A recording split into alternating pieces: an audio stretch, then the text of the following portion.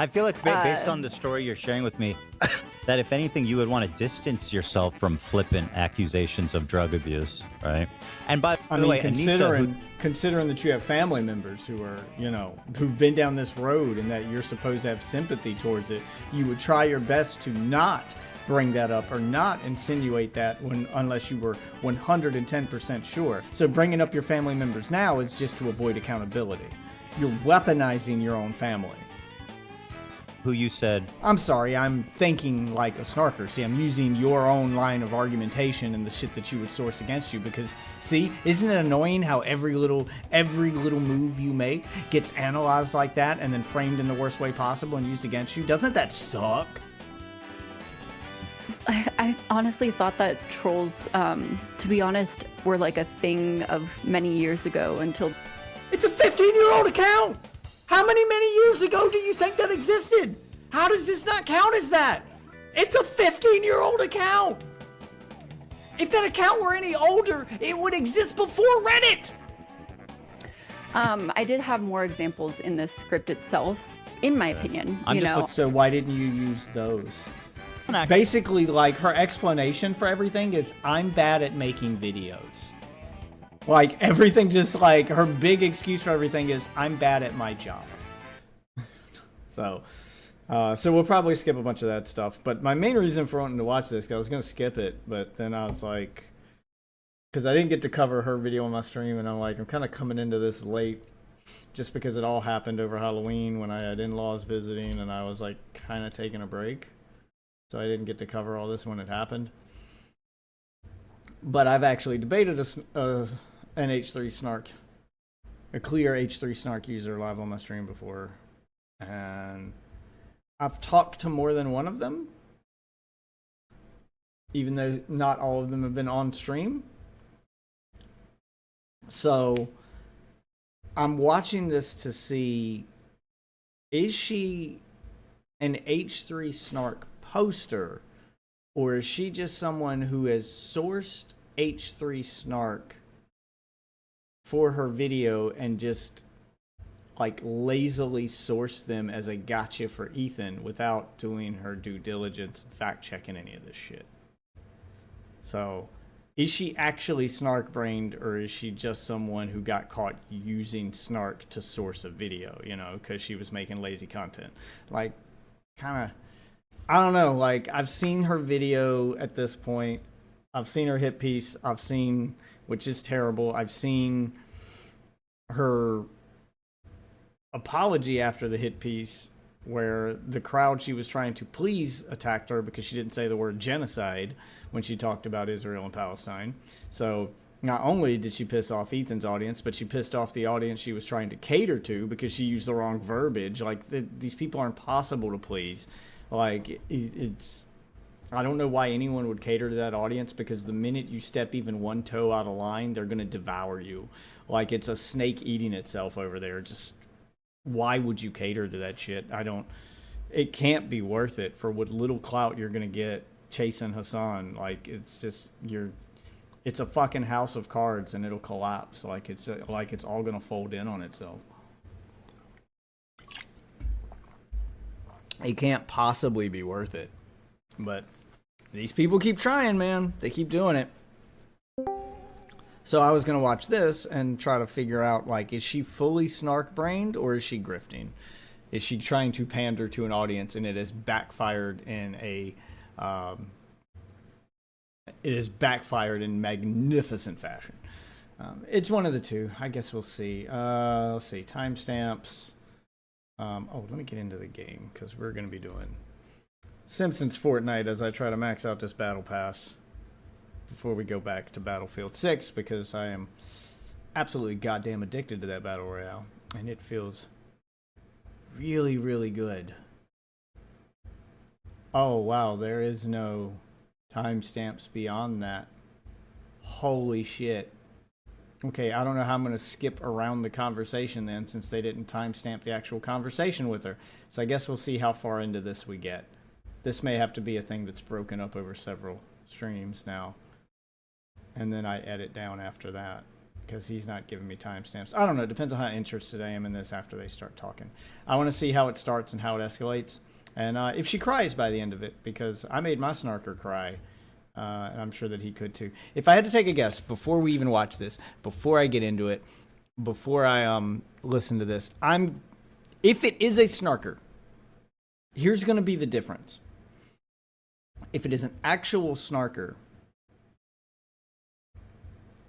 then they will be spineless. They will agree with Ethan.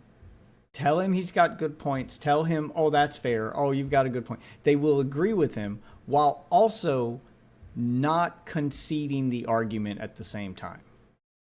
Because that's what the snarker did to me. They would tell me I was right, tell me I was fair, and sound like they were agreeing with me, and then go right back into the same talking points again. They would agree with me and then argue the thing that disagreed with me. And then I'd call them on it and they'd agree with me again and immediately back down like they can't handle pressure, but then fall right back into their arguments again. They never apologize. They never admit that they're wrong. They tell me I'm right and agree with me, but don't admit that they're wrong, which is weird. I can't be right and you also be right if we're on opposite ends of an argument. Like, you can't tell me I'm right without also admitting you're wrong. Let's put Cruel World Happy Mind on trial and find out if she's a snarker. Is what I'm saying. Yeah, he's. But I caught the end of the game. Yeah. Yes, sir. Okay, I think we're ready to go. You ready? Oh, I'm ready. Yeah, All right, great. 1 sec. So I'll kind of set. I'll wait for her to to get on the line. I'll kind of just give a. Oh, there she is. Hello. Okay. Can you I was hear about me? to skip forward, but there she is. Yeah, I can hear you. Can you hear me okay? I can hear you. Yes. How are you, Madison? Right? Why does it look like... It looks like she's in an old folks home. Like that's like what my grandma's house looks like. She can't be that old. Okay, it's just a weird set choice here. Yes. Okay. First of all, thanks for calling. Nice to meet you virtually. Yeah. I appreciate it a lot. I can't understand why she would do this. She has to know this is going to go poorly. Like, this is not going to be a friendly chat. Which is why I'm thinking maybe she's not a snarker and she's just clout chasing. And she clout chased Hassan's audience. That backfired. So now she's going to, oh shit, I got the chance to talk to Ethan. This is going to get a bunch of views. Maybe if I can make my point to him, or I can do something to redeem myself, Hassan's audience will accept me just because I had the bravery to go and, actually talk to Ethan. Maybe Ethan's audience will like me. Like, I'm trying to figure out what's the reasoning behind talking to him. I mean, it's clout chasing. I just can't figure out which side of the aisle she's clout chasing now. So what I want to do today is essentially review the video you made called Am I Helping? And what you went over your script for the video you made about me. And we can kind of just talk through it, right? And I can express myself, you can express yourself, and we'll see if there's any understandings brought. I'm going to try my best to be respectful. And I want to have a productive conversation, right? So that's my goal here. And Yeah, totally. And let's see how that one goes. Yeah, honestly, we could probably just turn off chat because I don't want anyone being rude, or we just turn off chat, Dan. Okay. Roger. Oh damn, he's turning off chat. So he's being as welcoming and fair as possible. He's setting the stage pretty early on here. Let's see if it makes a difference. Or how long this lasts. Maybe he'll lose it, turn it back on. Who knows? Yeah, and I really appreciate just having this opportunity to chat, because I think that I don't know, I think a lot of people don't really get the opportunity to have this sort of conversation, or there's just a lot of division. So I don't know, I think that being able to sit down and talk like this is good. And I also think that Sorry. Also, I have a little bit of an echo. Oh, I kind of have to can you figure help? out how to. Oh. Yeah. Sorry. It's something that we weren't really able to figure out while Oh, I'm testing sorry. That's through. gonna be Sorry. annoying. Yeah.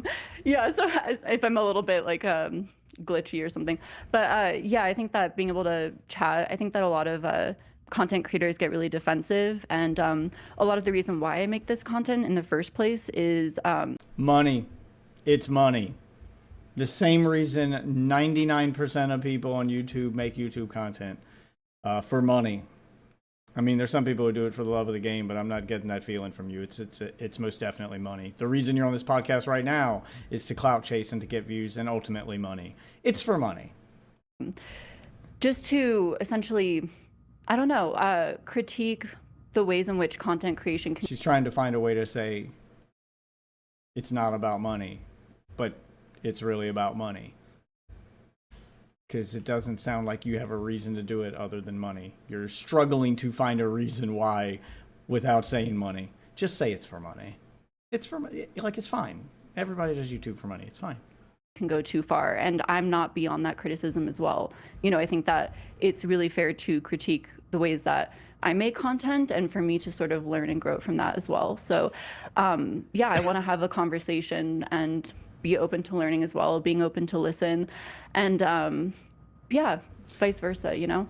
I appreciate that. And listen, there's going to be points of contention, right? Obviously. Let's start. There's a few examples before we jump into the I am helping video from your original one that I wanted to ask you about. So I'll pull up I'll just start by pulling up a couple of choice examples. And I'll show you this clip and then I'll ask you about it. This is a clip of you.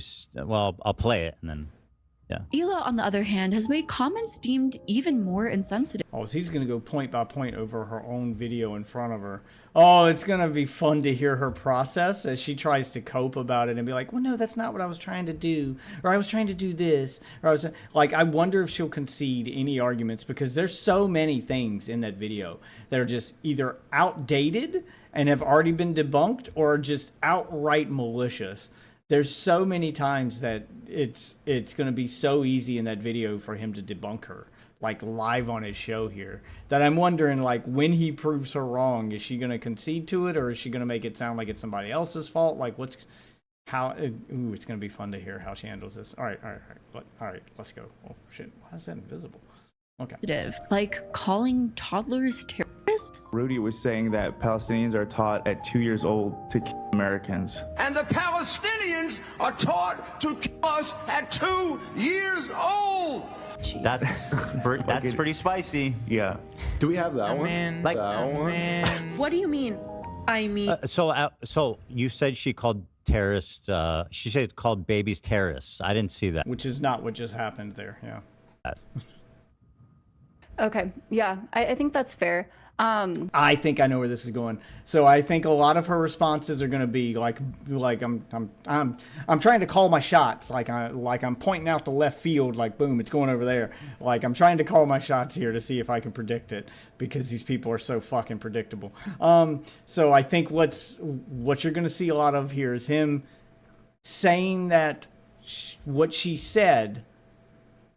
There's going to be a lot of, you clearly insinuated this. This was what was being implied. This is the picture you were trying to paint kind of deal. And then her going, well, that wasn't my intention. If that's the way it came off, then that's not the way I intended it. She's going to play dumb and act like she wasn't really doing the thing that we all saw her do. So I think there's going to be a little bit of gaslighting going on. And I'm hoping Ethan will call her on it because I have a feeling that's how this is going to go. Is he's going to say, you said this, which paints the picture that people are doing this. And I don't see why you would why you would say it that way or paint it that way when that's not what's in the video. Oh, that's not the way I meant for it to come off. I have a feeling you're going to hear that phrase a lot, but I could be wrong. Let's find out. I guess I would like to know what the insinuation was. I think that that's what a lot of people were wondering by the sort of. Well, so let's just. There is an explanation, and people in our subreddit and in our community have explained it. There was because it's edited in this really tight way. Like I get the feeling you didn't get that directly from the podcast. You probably got that from a different source, maybe this Yeah, you got it from Snark. TikTok or a different subreddit. She was responding to somebody else, right? So he's avoiding saying where she got it from. So Ethan's doing insinuations of his own. This is smart, because if she pieces it together without him saying the term H3 Snark, without him saying that's where she got it from, if she comes to that conclusion on her own, then that means, oh, you do understand when someone's painting a picture and insinuating something, because I didn't say H3 Snark and you came to that conclusion all by yourself. So you can understand how when you say things a certain way, you know your audience is going to come to a conclusion on their own about me. So kind of beat her with her own logic. This is going to be interesting. Right? There was a question asked that she was considering, but even if that wasn't true, to accuse someone of calling babies terrorists is a extraordinarily mean-spirited. It's an extraordinarily loaded thing to say, right? Do you think there's enough evidence to? God, he's trying to be so nice. Like, you can see him searching for the nicest way possible to say something. To make such a incendiary claim there, even if she wasn't responding to someone else, let's assume the worst, and she was like considering what Rudy Giuliani said. Do you think, or well, actually, no, she's just doing like this. Do you think that she called babies terrorists? I mean, I think that if she was agreeing with Rudy Giuliani's statement, then that would be insinuating that toddlers are terrorists. But I think that if that was not her, and has made comments deemed even more insensitive, like calling toddlers. Also, sorry, is it okay if I interject here? Yeah, so she's not going to own up to anything. When I say deemed, so she's made comments that were deemed. So that's not me saying that she's saying that. It's she's going to take ownership of nothing. You clearly agree with the things that were quote unquote deemed this way, but she's going to blame it on other people and say, well, everybody else had already came to that conclusion. It wasn't me that came to that conclusion. I was just pointing out that other people came to that conclusion of her. Okay. Yeah, that's the game that's about to be played here. Others have deemed. Yep, others have deemed it. Now, not me, but you're agreeing with it. That's why you're showcasing it. That's the point. It even more insensitive, like calling toddlers terrorists. So I'm not saying that I myself am saying that she's called toddlers terrorists. I'm saying others have deemed so. Do you think that's really a fair way, though, to like? No, exactly. To recount I think that, stuff, you know what I mean? Because it's clearly that's what you want people to feel from that clip. I do think. Okay, yeah, so he is calling her on it. Okay, good. Hold this bitch's feet to the fire, Ethan. You know, I don't know if it's what I want people to feel or think, but I do think it is. That's why you put it in your video. That's why you said it the way you said it. It is very clear what your intention was. Just fucking own it, bitch. I think, as I've said in our DMs and everything, the way that I usually do content creation is if I'm going into a subject that I'm not very versed on, very familiar with, or I'm covering. You shoot immediately from the hip and do no due diligence. Essentially a content creator, the way the internet perceives them. You know, I'm covering kind of the online interpretation of this content creator. So interpretation by who, though? Yeah, exactly. Where did you get the information? Many different people, you know. But not really in this as case. you can see in the he's trying his best to not say H3 Snark and see if she'll admit it. She's not going to admit it. I mean, clearly that's where she got the information, but she's not going to admit it because she knows that is a biased, incredibly bad faith source of information and probably shouldn't be trusted. She knows that, but she sourced it for 90% of her video. A script, you know, I've sourced the H3, your subreddit as well, but like I definitely concede. Did you ever source our subreddit when? Well, I feel like there was really no attempts or very few attempts to represent my response or explanation for things. It really, I felt like, was entirely a one-sided account of things. And I mean, you claim that it's unbiased, but I also find that to be Like, Oh, I agree with that as well. But it's a yeah, really so dishonest way of framing it. So, as far as going into future content creation, when I come across, so essentially there's a few different things that I'll do. So, finding essentially deleted videos or clips online, there's a few different ways you can find clips. You know, if I find a clip and it seems like it's kind of cut oddly, I should look at multiple sources for clips. I 100% agree with that. So it's like, okay, Ooh, give one example. Give one example. Give one example of a clip you thought was cut oddly, and then where you sourced an alternate version of it from. Show us that process. Show us that process one time. go directly from the source, you know, always, always, always, I think is, you know, going to be essentially my rule of thumb, you know, coming out of this situation.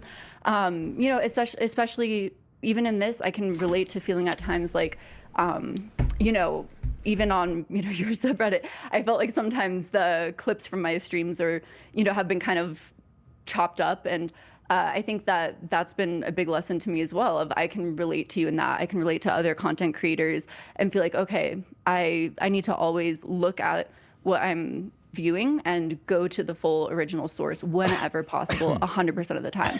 I entirely agree with that. Right. And I think just think, that, well, what you're saying is like good and mature and correct. And I think that's a great way to conduct yourself going forward. I also think that, like, if you're accusing someone of calling babies terrorists, that like this work should have already been done. That's like an incredible but thing that's to the say thing, about though. somebody. Again, I did not accuse someone of calling babies terrorists. I said, you know, in the clip. That is exactly what she said. Like we just watched the clip of you saying it. Good. Like hold her own clips against her and make her explain herself. Oh my god, I am gonna enjoy watching this bitch squirm. I'll watch it again. And has made comments deemed even more insensitive. Like Again, deemed by others, but like Deemed by I say, you know, Yeah, but you're showcasing the things that others deemed. Like, okay, fine, you want to go with the argument that, well, others thought this. Why are you showcasing things others thought if you don't agree with them? It's very clear that you agree with the shit that others said, but you're too cowardly to own the opinion yourself. Oh, I hate this shit so much. no, I should go to the Calling source originally, and then, you know, moving Rudy forward, was saying that and then, Palestinians- you know, show on screen the original post of, you know, this is what people have said. You know, make I have it the more link to clear the as original. possible. Let's just. saying that Palestinians are taught at 2 years old to kill Americans. That's pretty spicy. Yeah, Do we have that I one? mean, Like Put that under Kamala. the other one. I could add it. He Ironically, says that. both of his He clips says are about- that in He this said that at the rally. rally, Oh, yeah. that's epic. Yeah. So, I mean, yeah, okay. yeah, we gotta watch the Rudy But I'm part. just saying, I haven't seen it. really think it's important to people understand. Like, I understand you want to conscientious object, but he is the most pro-Israel president that's ever existed. He literally said about the war. Now, I mean, obviously, we disagree with Rudy Giuliani and Trump, and we're opposed to their policies. So, like, to watch this and then, like, even if it's someone else's opinion, like, not everybody's opinion is valid, worth sharing, right? Like, I might say that the moon landing is fake, but you're not gonna be like, well, one people say the moon landing is fake, and NASA said the moon landing happened, so I don't know what's the truth. Like not all arguments are you know, like have equal merit. I mean, I guess like, would you 100% disavow what Rudy Giuliani said? Obviously, and I've done that a billion times. Okay. Yeah. I just want to make that clear. Yeah, but like, I mean, but you made a 3-hour. Yeah, but are you going to disavow any of the things that you're showcasing here that you said, well, others came to that conclusion, others, blah, blah, blah. Are you going to disavow those things that those others said, or are you just going to showcase them as if they're fact? Video about me, so I just feel like. But also, if I Oh, I hate the semantics argument. Bullshit that they do as if we're like, it's an insult. Like, I think the part that bothers me the most about it is it's an insult to your intelligence that they think you're dumb enough to fall for this shit. That they think that you're dumb enough to hear them go, well, I'm not saying it. I'm just showing you what other people are saying. Yeah, but why are you showing me this? Why? We all know why. We all know why. We all know why. Oh, my God. Oh my god. I'm gonna lose. I can Hila's here, interject. by the way. I'm here too. Yeah, hi. Hi. I mean, watching this back myself, it's clear to me that I'm like processing so many things. And when AB says that, I was kind of shocked too, because I haven't seen the clip, and that's what I say. I'm like, I haven't even seen that. I don't know. And then says something, and it's just me processing everything. And plus, I never actually said anything. And so, like, it just seems.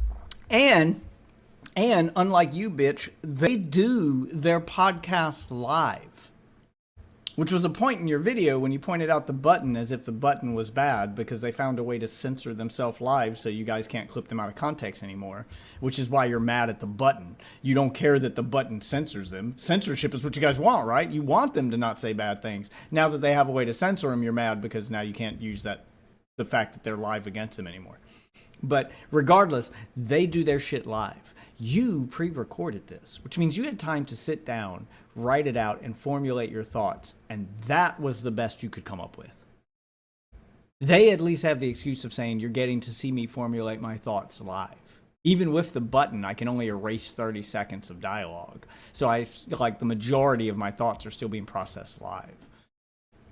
Seems like the way you present it, you didn't even doubt it, is how I interpret your statement. You say, Hila has made comments. You also say it in plural. Like there's many comments that deemed blah, blah, blah, blah, blah. So, by the way, the only people making that claim is just Snark. Like when we but what are the comments? Okay, so he does just come out and say, look, the only place this argument could come from is Snark.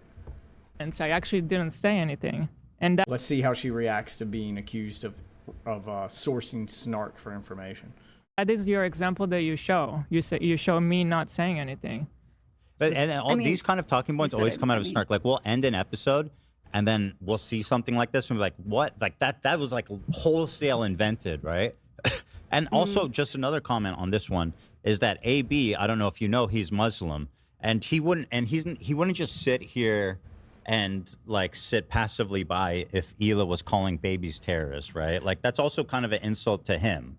Yeah, that's an insult to the staff. That's an insult to his audience. That's an insult to everyone because you're basically accusing everyone of being on board. If you believe that that's what Ethan and Hila are saying, then you're accusing everyone who supports them of saying the same thing. And then when you're confronted on it, you say, well, I didn't say that. So you don't even have the balls to own it. Like you're insulting our intelligence by going, well, I didn't say that technically. Oh, God, I hate these arguments so much, dude. I absolutely fucking hate them. The dog shit fucking bargain basement year one debate style arguments. I fucking hate that they still use this shit. The thing is, sorry to get. I really apologize. It feels like ganging up. Totally. I didn't want to chime in because I don't want to seem like we're ganging up. But I will just say on this point that these people who you're sourcing, they don't care about the truth. They're just trying to find any little clip they could misrepresent for their narrative. And again, it is. They don't care that I'm Muslim, I'm Arab. I brought it up.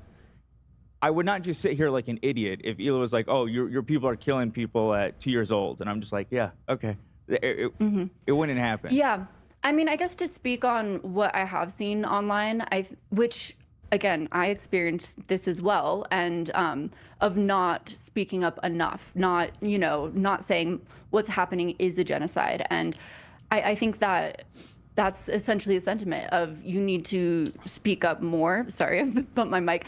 And that's what I didn't do, and so, to kind of like listen to that side of this sort of sentiment, maybe that's what sort of happened in that situation is they had essentially, especially Hila, unfortunately, again, I'm out of my depth in here. I'm this is sort of an argument that's, I'm making for, a situation I don't understand. So excuse my ignorance.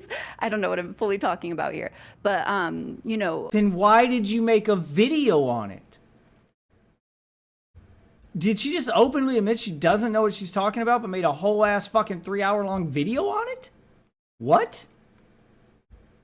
What I can maybe say to that is, with your background, I think maybe people are wanting you to sort of disavow those sort of statements more. Maybe that's what happened in that situation. And because you said, do you know that I side to haven't? side.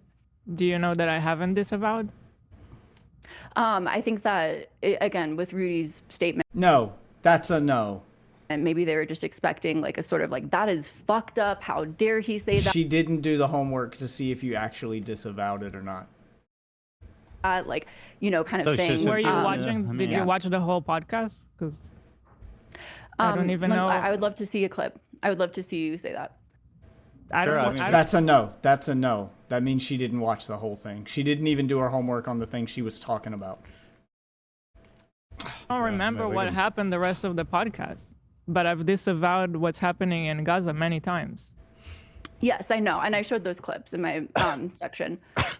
Oh, so she did. So what was the problem, I guess, with me? What are the many comments that I've made? Yeah. So again, I was attempting to say these are people. Why would you do this interview? Like, why? Like, you had to know this would be confrontational.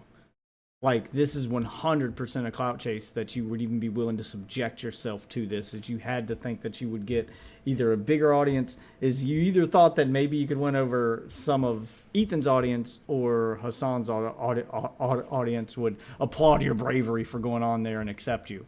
Like, this is a desperate attempt at clout. I can't figure out which side. I'm going to guess the Hassan side, like you're just hoping that they'll find you brave for even like stepping foot into the lion's den here and they'll all come to your defense, even though they all attacked you for your last video. Maybe that's what this is. I can't figure out why you would do this other than that. Like, it seemed like that because you have to know that none of these arguments are going to stand up to scrutiny. None of them. People's issues with, your No, but statements that have been shown online. you said Hila has made comments in plural that have deemed, and then you finished the sentence. So, what are the comments that I've made? Mm-hmm. Yeah, I mean, I can go online. I think the main ones You don't that I know remember them? seeing, Okay. the main ones that I remember seeing. Oh, God, the fucking dismissive tone too. She's gonna do that a lot, isn't she? Like, that's gonna irritate the shit out of me. Is every time they say something to prove her wrong or they say something to call her out on something, she's gonna and just be dismissive. As, oh God, that's gonna drive me insane. I'm wondering like how long into this before Ethan snaps and like stops being professional, because he has to go gloves off at some point, right? That's the part I want to see. Let's see how long he lasts. Is that and the That rain. was not a Again, comment. She didn't say anything, to be Well, clear. what did I say there? If that's the main one, I mean, that's like a really, like, I don't know if you're understanding the gravity of like how much of a fucked up, excuse my poor language, fucked up thing that is to say about He's already starting to lose it. somebody. You call babies terrorists, right? Like that is an incredibly incendiary thing. That's not something to say about someone who like just did this with their head. But also, you started by saying to me right now how much you don't know anything about this. Do you know that I'm Israeli and I grew up there and I have family there? Mm-hmm. Yeah. Okay. Are you assuming that I don't know anything about anything? Because, like, it just seems like you're just making assumptions No, about like I'm me. saying, I think You're just making the worst assumption about me without knowing me, without hearing what I... Yes, that's exactly what she's doing. Disingenuously so. I wouldn't even say she's making an assumption as much as I would say this is an outright malicious attack. I think she knows what she's saying is false and she's doing it on purpose because she wants the clout from Hassan and his audience. This is an attack. This is a hit piece. It's beyond disingenuous. It's outright malicious. I've said. You're putting words in my mouth. I didn't say I mean, anything. that is what's happening. There's being words being put in her mouth. I mean, because that like literally. Sorry to cut you off. I really don't want to feel like ganging up. I want to give you all this He's still trying to be nice. He's gonna lose it at some point, though. I can see it coming. space. Excuse us for if it gets like emotional and defensive. Yeah, no, I mean, again, I mean, it should. You're defending yourself. I feel like at times what's essentially happening is I'm being sort of roped in with, this sort of snark drama. You're being roped into it? You're being roped into it? You're referencing it. You're self-inserting yourself into it. You aren't being roped in. No one's pulling you in. You're diving in head first, bitch. Those aren't always my opinions. I think what might have become And you're hiding behind the fact that they come from other people. But you're putting them on display as if you agree with them. Like, you can't have it both ways. You can't, like, are you showing them to show how crazy they are? Or are you showing them because you agree with them? Why are you showing them? That's the part that you're not answering. Like, you can't have it both ways. And that's what she's trying to do. She's trying to have it both ways. She's trying to present it now as if she's showing it to show the other side or blah, blah, blah, or to show some kind of like, hey, I want to show, you know, both sides of the argument here. But in the video, you displayed it as if you agreed with those arguments. Watched in the coverage is I'm attempting to describe what's happened online or what's transpired online. So I'm not, I can see how with my coverage, it looks one-sided. Again, I can see saying, oh, I'm unbiased is not fucking true, you know, as I tried to describe in my live. Okay, so she's admitting she's biased. Okay, there's a little bit of ownership there. Can't tell if it was intentional or not, but a little bit of ownership there. I try and take a broad view approach. So it's like, okay, let me look at what's transpired over here. And then she's backpedaling a little bit. Oh, I'm looking at it broadly as if it's both sides. Ugh. Inspired over here. And I don't think I did that enough in this video at all. I 100% agree with that. So just to cap off this one. Okay, so she's going to agree with him, say she's biased, and say that's what she was doing, while not owning it at the same time. That's what a snarker would do. So is that what she's about to do, or is she just going to straight up own it? Because that's what the snarker did when I argued with him, is they would agree with me and say, yeah, I could have done this better, or I could have said that better, but then continue to agree with the snarker talking point. One clip. So just to confirm, she did not say babies are terrorists. Like, do you agree with that, right? Yes. Yeah. Again, it seems within the context of the clip that... Yeah, you have to be blunt and straightforward as possible to get an honest answer out of these people. She's agreeing with Rudy Giuliani's statements. I'm very glad that you guys have both said you do not agree with those statements. Sorry to... This is like... But you didn't mention that in your video, though. Because if this is a broken record, but again, the words you use in agreement with her is that she said babies are terrorists, not that she's agreeing with what Rudy... No, you said someone else said it. I acknowledge that. And by the way, yeah, so she's still going to hide behind the, I didn't say that, somebody else did. Yeah, but you platformed what they said. You agreed with it. Ugh, stop this disingenuous shit, like as if you showed it in your video for no reason. No, you showed it because you agreed with it. That's the same as saying it. That's like those people who repost shit on Twitter. Like the fucking president tried this shit where he's like, well, I didn't put that on Twitter. I just reposted something. Yeah, but why did you repost it? Just because you weren't the one that made the original tweet doesn't mean your repost doesn't mean something. You obviously put it out there on your profile for the world to see. You wanted people to see this. Why? Why did you want people to see it? That's the part that we're calling you out on. Source for that clip is from H3 Snark. And again, you can source Snark, but I do think it's important to point out that when that is as I said, I do agree with those sentiments of moving forward. I have to, find other clip sources and, watch the full thing in context and always be sure I'm doing that. Again, usually when I cover someone, it's like, okay, what are their criticisms of them? What are online commentary? What are their support pages? What are things directly from their sources? I try and look at, again, all these different sort of, threads and then pull them together in a video. I think, again, after this experience, I 100% agree that if I'm finding a source and it's a clip from one thing, I need to find the full source. I need to verify. I think that's a responsible, creator ethics thing to do. So I agree with that. So again, which she didn't do, by the way. Sorry to labor a point I've already been over, but just again, Hila did not say that babies are terrorists. Despite what other people said online on Snark or TikTok or whatever, like that's just a fact. She did not say that, right? She did not say babies are terrorists. Yeah, I think it was an online worry of many people, from what I've read, and so yeah, but she didn't say that, right? Just to be clear.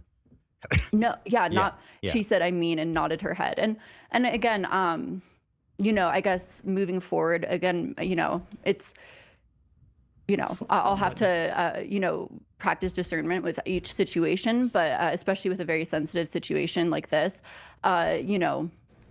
maybe just saying exactly what was said in the video before showing the clip, and the whole context of that conversation was we were talking about how Trump was horrible for Palestine, and he was worse for Palestine than Kamala would have been. So like even the whole context of the conversation, if you go back and look at it, is being critical of Trump and Giuliani and all of those people for being, demons when it comes to advocating for Palestinians, or they're doing the opposite, right? They're advocating for against Palestinians. I mean, I don't doubt that. Here's the beginning of the conversation, just to give Palestine. The movement of not voting is so funny to me. Especially by people pro-Palestine, because if Trump gets elected, he's the most pro-Israel president of all time. It's not good for the movement. Like, he is fucking insane. Like, dude, at his rally, Rudy was saying that Palestine. I guess it's just a little bit before that, but we can move on to a different one. This clip, I guess I just want to get your thoughts on why you included. I just want to get your thoughts on why you included this here. So I'll play this for you, and then you can explain. Here it is. Seem more and more erratic. His statements harsher, bizarre, and more extreme. Hassan Piker. I'm watching her reaction to her own video now, just to see if she realized how bad it looks for her. Has lost all of his marbles. The mullet rolls are gone, people. Hard hitting, man. Sorry, was that covered? Yeah. My bad. Let me go back. I'm user errors. Boomer alert. Sorry. Seem more and more erratic. His statements harsher, bizarre, and more extreme. Hassan Piker has lost all of his marbles. Oh my God! I did it again. The mullet rolls are gone, people. Hard hitting, man. And she names the video how he destroyed his career, while his numbers are like higher now than I think they've ever been. like the dude is immensely successful and showing no signs of stopping, but his career is destroyed. Like I can't even. It's an obvious hit piece, man. So what are you trying to show there? Yeah, I mean, I think you're talking about one creator, losing their marbles. You're showing the leg as if he's crazy. Like, you're trying to present him in a certain light. Stop being disingenuous. Just own it, bitch. Damn. And I think at the same time, there's been same clips sort of spread of people making the same insinuations about you, What is it you're showing, though? You're zooming in on something. Yeah, exactly. Why did you edit it this way? Marbles. I actually don't know what it is. It looks like a tattoo. I think I've gone, seen. You don't know what's in your video or why you did something? Oh my God, just own it. Holy shit. So why did you zoom in on that? I'm not gonna. I work with a team of people, but I'm not going to. Oh, this bitch gonna throw her staff under the bus. No, boo-boo. You get final say on the edit. Even if your team edited that, you have to watch it, approve it, and put it on your channel. The onus is still on you. Don't even try this card. Don't even play this card. Ethan, do not let her play this card. No shot you're going to let her throw her staff under the fucking bus. Talk about their choices and... You know what I mean? I'm not going to Well, not really, because it is your project. There you go. Yeah, you're the boss. End of the day, final say goes to you. You're responsible. Ultimately, if it's representing you, I would certainly not want my other collaborators having hidden opinions in there that I didn't approve of, right? Like, that doesn't make any sense. Yeah, there you go. Own it. Yeah, I'm trying to think of the best way to navigate that, to be honest. Mm-hmm. I work with researchers, I work with editors, and the best way is to just say, yes, I saw they put that in there and I left it in. Here's why. That's all you gotta do. At the very least, you can just... I think if you want to not own it and still have an excuse for it being in there, then your best course of action is to just feign ignorance. Is to just say, well, I saw that in there. when I watched it, or I didn't catch it. You know, like, I was supposed to watch it before I put it up on my channel, and I did, and that was in there, but I didn't know why that was in there, and I didn't question them on it. I just didn't think anything of it. Yeah, you can make it sound as if it was an innocent, like, oops, an oversight. Like, but like, you can still own this as the owner of the channel and as the boss, and still sound like it was a mistake. That's it. Just own it like it was a mistake. But own it in some shape, form. Like, take responsibility for something, for anything here. I really so you included this clip. You don't know what it means. So there's certain. Okay, sorry. I'm trying to think again. I'm trying to think of the best way to navigate this. Sure. I just gave her the answer, but that's not what she's gonna do. She can admit she made a mistake because it wasn't a mistake. She did it intentionally. But she doesn't want to own it because she knows how bad it is and she knows how wrong it is. Like she doesn't have the spine to own it, but also it wasn't a mistake. Supporting, you know. Yeah, and she's just straight up waffling here. I don't want you to feel pressured. Take whatever time you need to consider. Oh, fuck that. Put the fucking pressure on her. That's why she's here. Oh man, I'll be happy when he stops pulling punches. Like, there has to reach a moment where he's like, okay, I have to fucking hold your feet to the fire. Otherwise, you're just going to weasel and squirm your way out of everything. Like, at some point, you have to make her own something. Hear it. Yeah, if I'm talking over you too much or being too pushy, just tell me to, and I'll back off. Like, that really, I'm sorry. I'm getting, it's like, okay. That's just kind of how I talk, and sometimes it's not great. I appreciate that. Yeah, so I think that at the end of the day, to be just as respectful as possible, I don't want to discuss decisions that my team members made, because that's really not. Sorry, also my team member is calling me right now. Yeah, because your teammates seeing you throwing them under the bus right now, but it doesn't matter. Like, they're not calling out the team member; they're calling out you. The only reason they know it was a team member's decision right now is because you blamed the team member. They're not blaming the team member. You are. They're asking you why you allowed it on your channel, even if the team member was the one that put it in there. Why are you showcasing this thing that somebody else put into your video? I work with a team member who I work with a few different team members that I've worked with for literally since I was 2 months postpartum and losing my mind a little bit, with a baby. My husband has been out of. Holy shit, this thing's married? Who could stay with this shit long enough to be married? Of the Army for a few years now, but he was in the field for a month when I was about 2 months postpartum, and that was usually the point when I was like, okay, I don't know if I can really be a military wife. Mm-hmm. And yeah, that was actually the time when two of my team members found me, and an editor and a researcher. And, we've been... So immediately painting yourself as the victim of your own content now. Working together for a long time. And I think that ultimately, as a content creator, all of that falls on me, all of the decision-making process, all of the researching process. So... Yeah, it's your channel. Who else would it fall to? No shit. Yeah, there's some things in there that are mistakes that I didn't do, like there's some things in there that were research.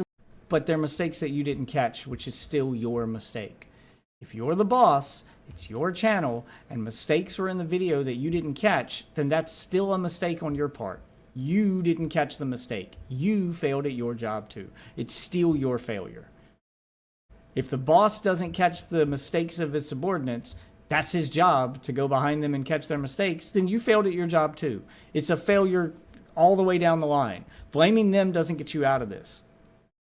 Links and things that I didn't provide, but at the same time, I verified all of it. I'm the one that posted it, so it all falls on me, if that makes sense. Yeah, it does. And also, as part of the growing process, it's my job to sort of be like... She's owning it while still blaming her staff at the same time. Jesus Christ. It's so fucking spineless. Okay, how can we grow from this? How can I expand the sort of, project and everything? Kind of similar as you've done over the years, with your team. Sure, yeah, you want to build teams. And obviously, you can't get stuck doing everything yourself, otherwise you can't grow. But just to be, this would be the day I quit my job if I worked for her.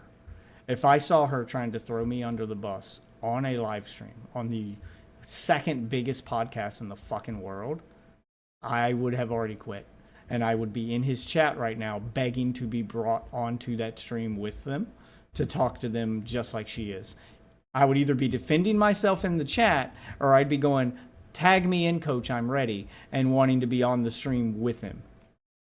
Like, put me in instead of her then. Talk to me instead of her. Here, I'll clear it up. Put us both on at the same time. Yeah, I get it. I don't have a job after this. I don't care.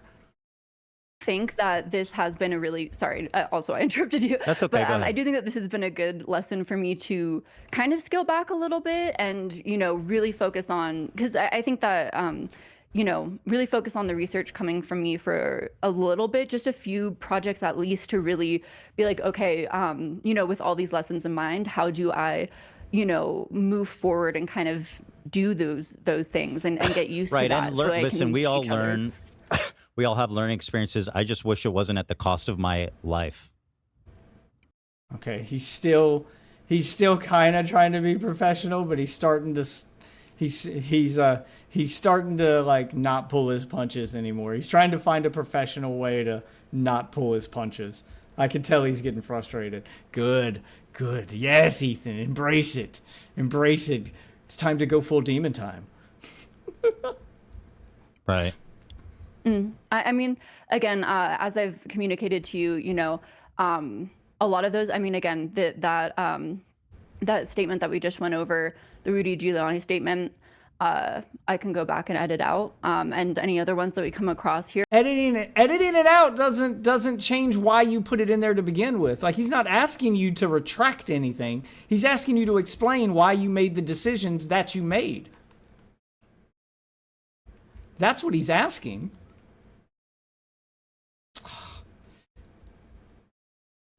Here, if you show me the full context and I think it doesn't fully apply, or I talk to you and you know, disavow. I'll leave the edit. I'll leave the editing choices up to you. My point is not to. Yeah, he's not asking for a retraction. He's asking for an explanation.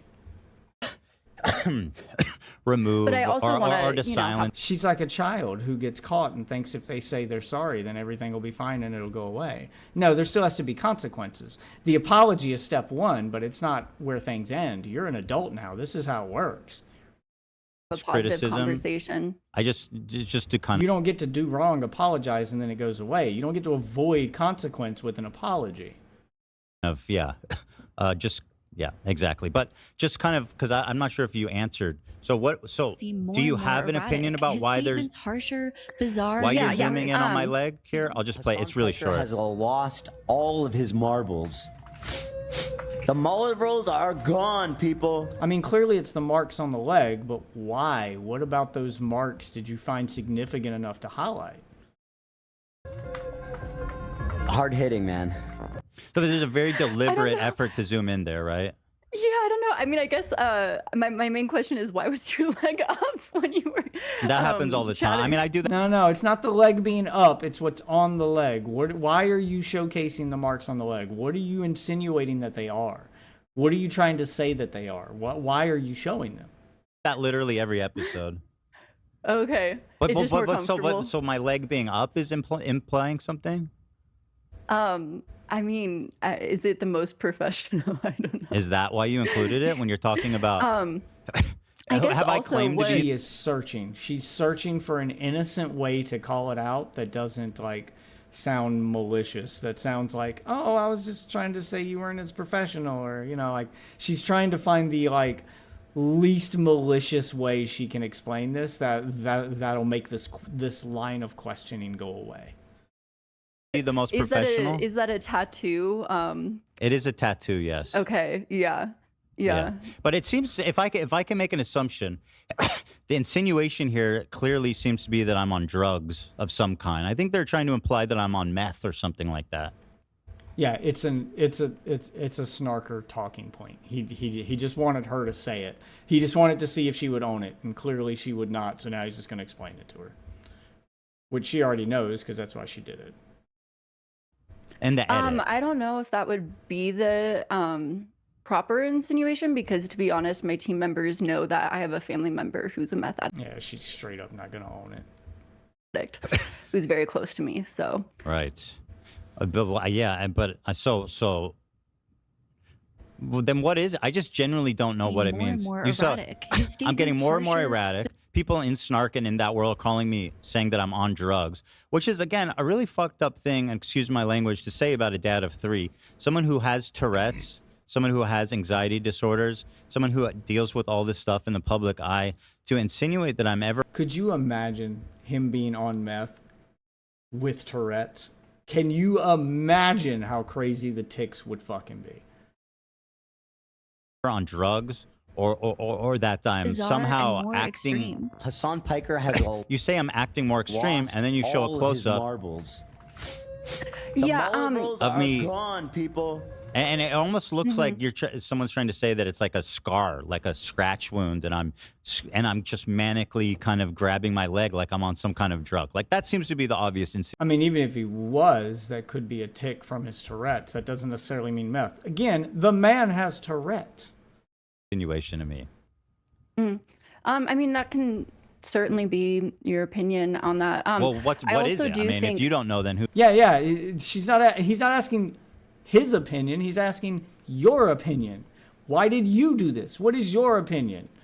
Who does? I mean, so the reason why I clipped that is, to be also, again, I do think, and I'm certainly not devoid of hypocrisy. I think that there's a certain, which we'll probably get into. I think that I can certainly, She is hedging the fuck out of this answer. Just answer the question.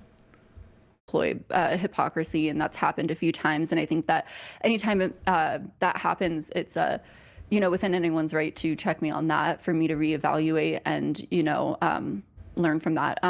But well, I think that it was hypocritical. It'd just be wrong and kind of mean-spirited. well, no, I was kind of saying, as far as, you're sort of saying like, oh, someone's lost all of, Hassan's lost all of his marbles, kind of casually saying that, but you're very hurt when other people say the same thing. So this is showing me losing my marbles? That's showing that you're saying other people are losing their While marbles. zooming. How is him putting his leg up showing that he's saying other people do something? The fuck is this bitch on about right now? She is, she's squirming so bad. She's waffling so hard on this one. She's panicking at this point. But on my you're leg. also, again, that wasn't my particular editing Okay, choice, but fair I'm just enough. trying to say, I just find it interesting that there's like edits in here that you don't somehow even know why they're there or what they mean. I do find that, and again, this is like I feel like No, you're not again, you don't that- treat these videos with the gravity they deserve. Like, once again, you're talking about my life. I agree. And you are I making agree. extraordinary I agree with you, but I'm still going to do it. And I'm still going to leave it up on my channel. claims about me and my family, right? Like No, damaging, again, I think that- hurtful, like career, reputation. Oh, yeah, I agree. That's the point. That's why I did it. And just personally, like, very hurtful and She's agreeing, but she's not apologizing. horrible things that should never be said without an extraordinarily serious. I am a person, right? Like, at the end of the day, I'm not just like Yes, my intent was to hurt you, and it worked. some fucking drug addict with his foot up on the desk that you can just say anything you want about. Like, it's just not. It's just I am a person here, right? Like, and all these people that you sourced, all these snarkers and stuff. I mean, like, I don't think even you can tell me with a straight face that these people are not obsessed and attempting to destroy my life and everyone's around me life with whatever means they have. Mm-hmm. And it even means lying outright. Yeah, they're outright malicious. Like, he's doing the same tactic that she's doing, and he's using it against her to see if she'll pick up on it or to see if she'll give him the grace that she wants. But because he's not calling her a snarker, he's not calling her malicious, he's not calling her a liar, but all the people you're sourcing are. Just like she's going, well, I'm not the one that edited that. It was my editor, but you used the edit. Like, well, I'm not saying that. Other people are. Yeah, but you're referencing them. Yeah. So he's using her own tactics against her here. I mean, I don't deny that there aren't people that do that on the internet. I've had people go into my aunt's page, which I'm upset at my aunt right now because I have a We don't give a fuck about your family, bitch. policy of not posting my child online, and I have had family members who just ignore that. You know, I don't know if this has ever happened to you, where you're not even in the room and someone's, you know, babysitting your child, and then they take a photo and Didn't she show the one time he showed his child on stream when the kid came into the podcast booth to say hi, and he didn't think about it, and he just said hi to the kid for like 3 seconds and then got them off the camera, and she showcased that as if, see, he's showing his kids on stream and blah blah blah. Didn't she weaponize that against him? And now she's saying that she has the same policy and that she's mad at other people for doing the same to her? Please call her on that, Ethan. I think I remember seeing that in her video, but again, I kind of watched it while I was at work today, so I didn't see what was on screen. I was just listening to it like a podcast. I tried to watch her video, but it's fucking thing's 3 hours long. that ends up on like their Facebook page or something, and people currently are posting that Yeah, photo that's horrible. I around. would hate for that. And so yeah, no, I completely agree. Some of that, I think, you know, it's my opinion. I think that unfortunately comes with our job, and I think that's why a lot of times being a content creator is not mentally healthy. It's not the best, you know, like that is just genuinely my opinion. Like being a content creator is not a good career. It's healthy, and it can be fine if you're not a malicious prick. For your mental health. If you want like the best mental health, maybe don't become a content creator. Right, you know, like, especially just across the board. especially one that people make careers lying about. But Ooh, yeah, he's starting to go in. Good. Yes. yeah, I mean, but at the same time, you know, when it comes to, you know, And she's straight up gonna defend the fact that they attack. Ooh, yeah, but at the same time, okay.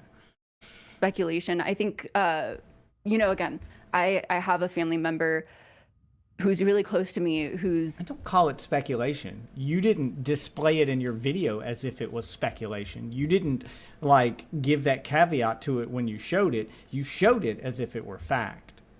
A meth addict, and also I think in general that addiction is very misunderstood. I'm not addicted to drugs, by the way. I don't take drugs. Yeah, no, Just for the record, because I mean, like, and I empathize. Because she's still kind of insinuating it right fucking now by defending it.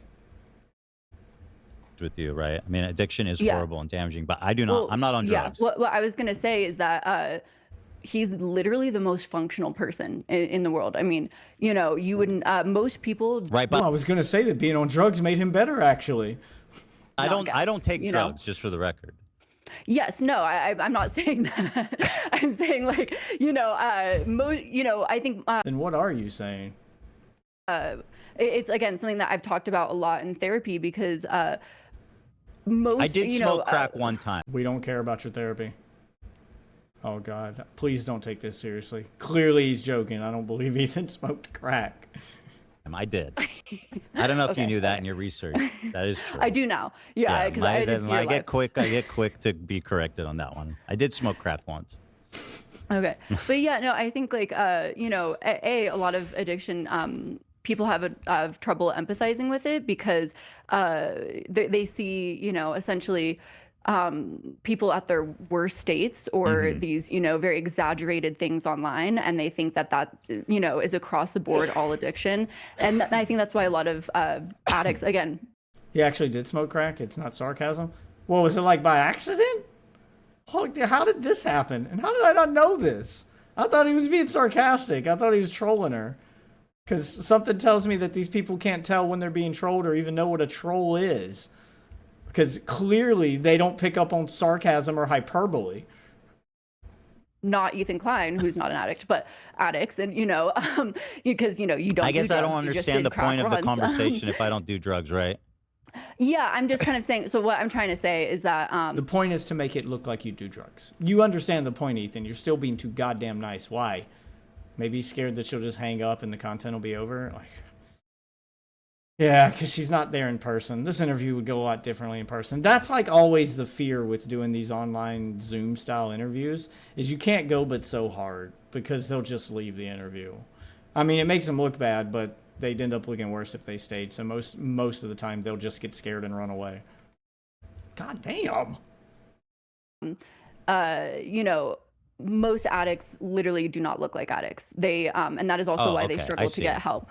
Well, that's interesting because they're saying I yeah. look like an addict in that clip, but I'm not. Exactly. So that's why, I think that, again, what I'm trying to show when I do a lot of this content is the online concern. And I should try to essentially very heavily disassociate that from my own opinion, or figure out how to, because essentially I'm trying to show, like, this is what's being posted online about a person, and this is the escalating concern, or this is the escalating, post about someone, essentially that. I feel like based on the story you're sharing with me, that if anything, you would want to distance yourself from flippant accusations of drug abuse, right?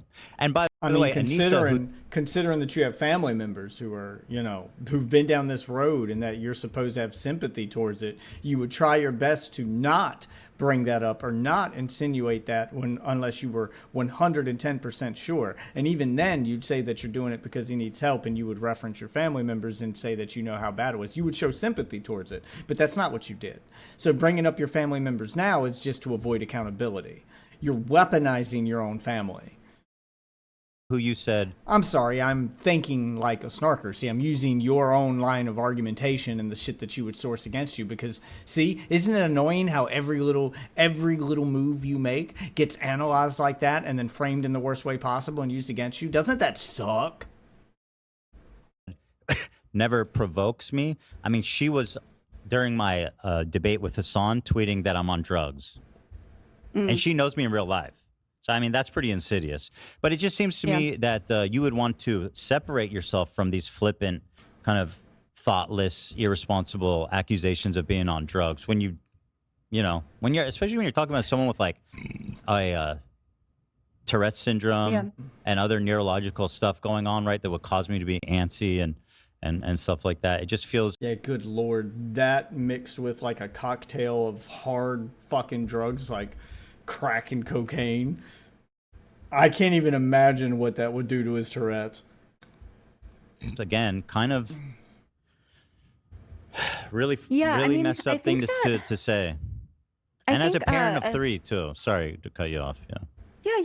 I think as a parent of three who's had CPS visit my house, by the way, putting out there that I'm on meth or doing drugs is an extraordinarily cruel thing to accuse a parent of in that situation. Yeah, it's malicious. It's intentional. I mean... But she knows that. Yeah, I definitely agree. Yeah. Okay, yeah. But okay. Just so fucking dismissive.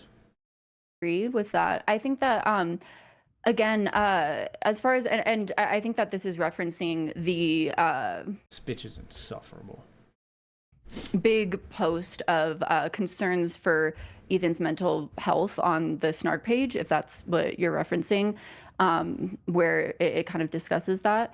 I think what I was trying to say with that is that essentially it did seem to me, as someone who is, reading through a lot of this, that there were people that were genuinely concerned for you. Because sometimes, when I'm going... I don't believe anyone you referenced was genuinely concerned for them. She is straight up concern trolling now. Through these online, for example, bringing up one, person that I did research on is Brittany Dawn, who I did a video on. And when I would find different, posts about her of like online opinion pieces, a lot of them were just all hate, like really, really intense. And I'm not saying that, you haven't had a lot of those posts. When you found people expressing concern for me, were they in my community? No. Like she's going to pretend like the snarkers are actually concerned for him now, that's why they're doing this. I said it was this master post that it was in a community dedicated to snarking on me. They were the ones expressing concern, not my actual fans that care about me. That sounds like concern trolling. Thank you. Yes. Yeah, I mean, Yeah, it was, yeah. But, I still think that the concern can be real and trolling. Don't you think my real fans would be concerned if they thought I was on drugs? I guess that's, you know, up to the individual person, because I think that you know, I wonder if someone. The question being asked here, bitch, is it doesn't seem that it's real if not a single fan on my own subreddit is showing that concern.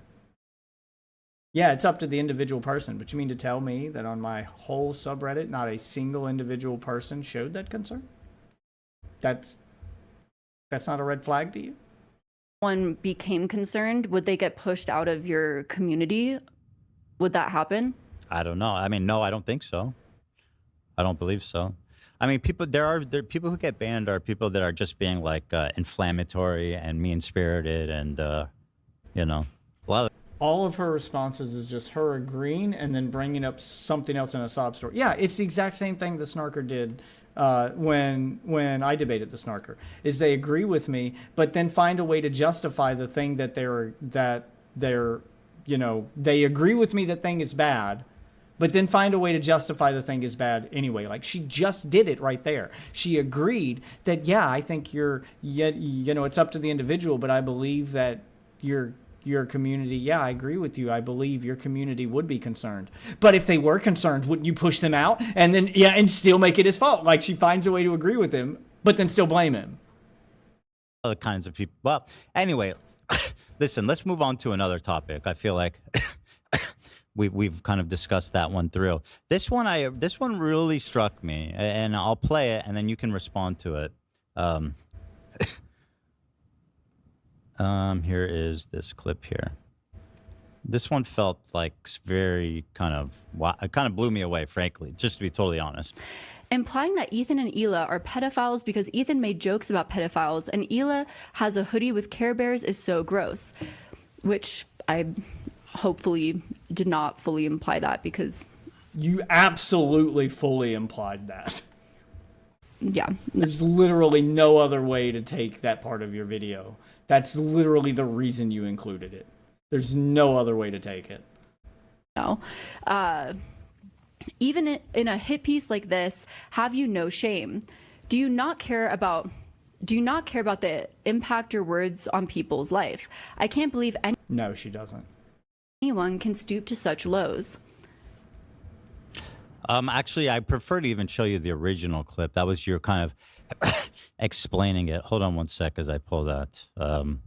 Yeah, make her explain her own words. But great, you have her showing people's reaction to the clip, and then he's going to show the clip itself. So I think this is better to show them back to back. Show her own reaction to someone saying it's bad, and then showing how bad it is, and then you can see how she downplayed it compared to how she actually said it.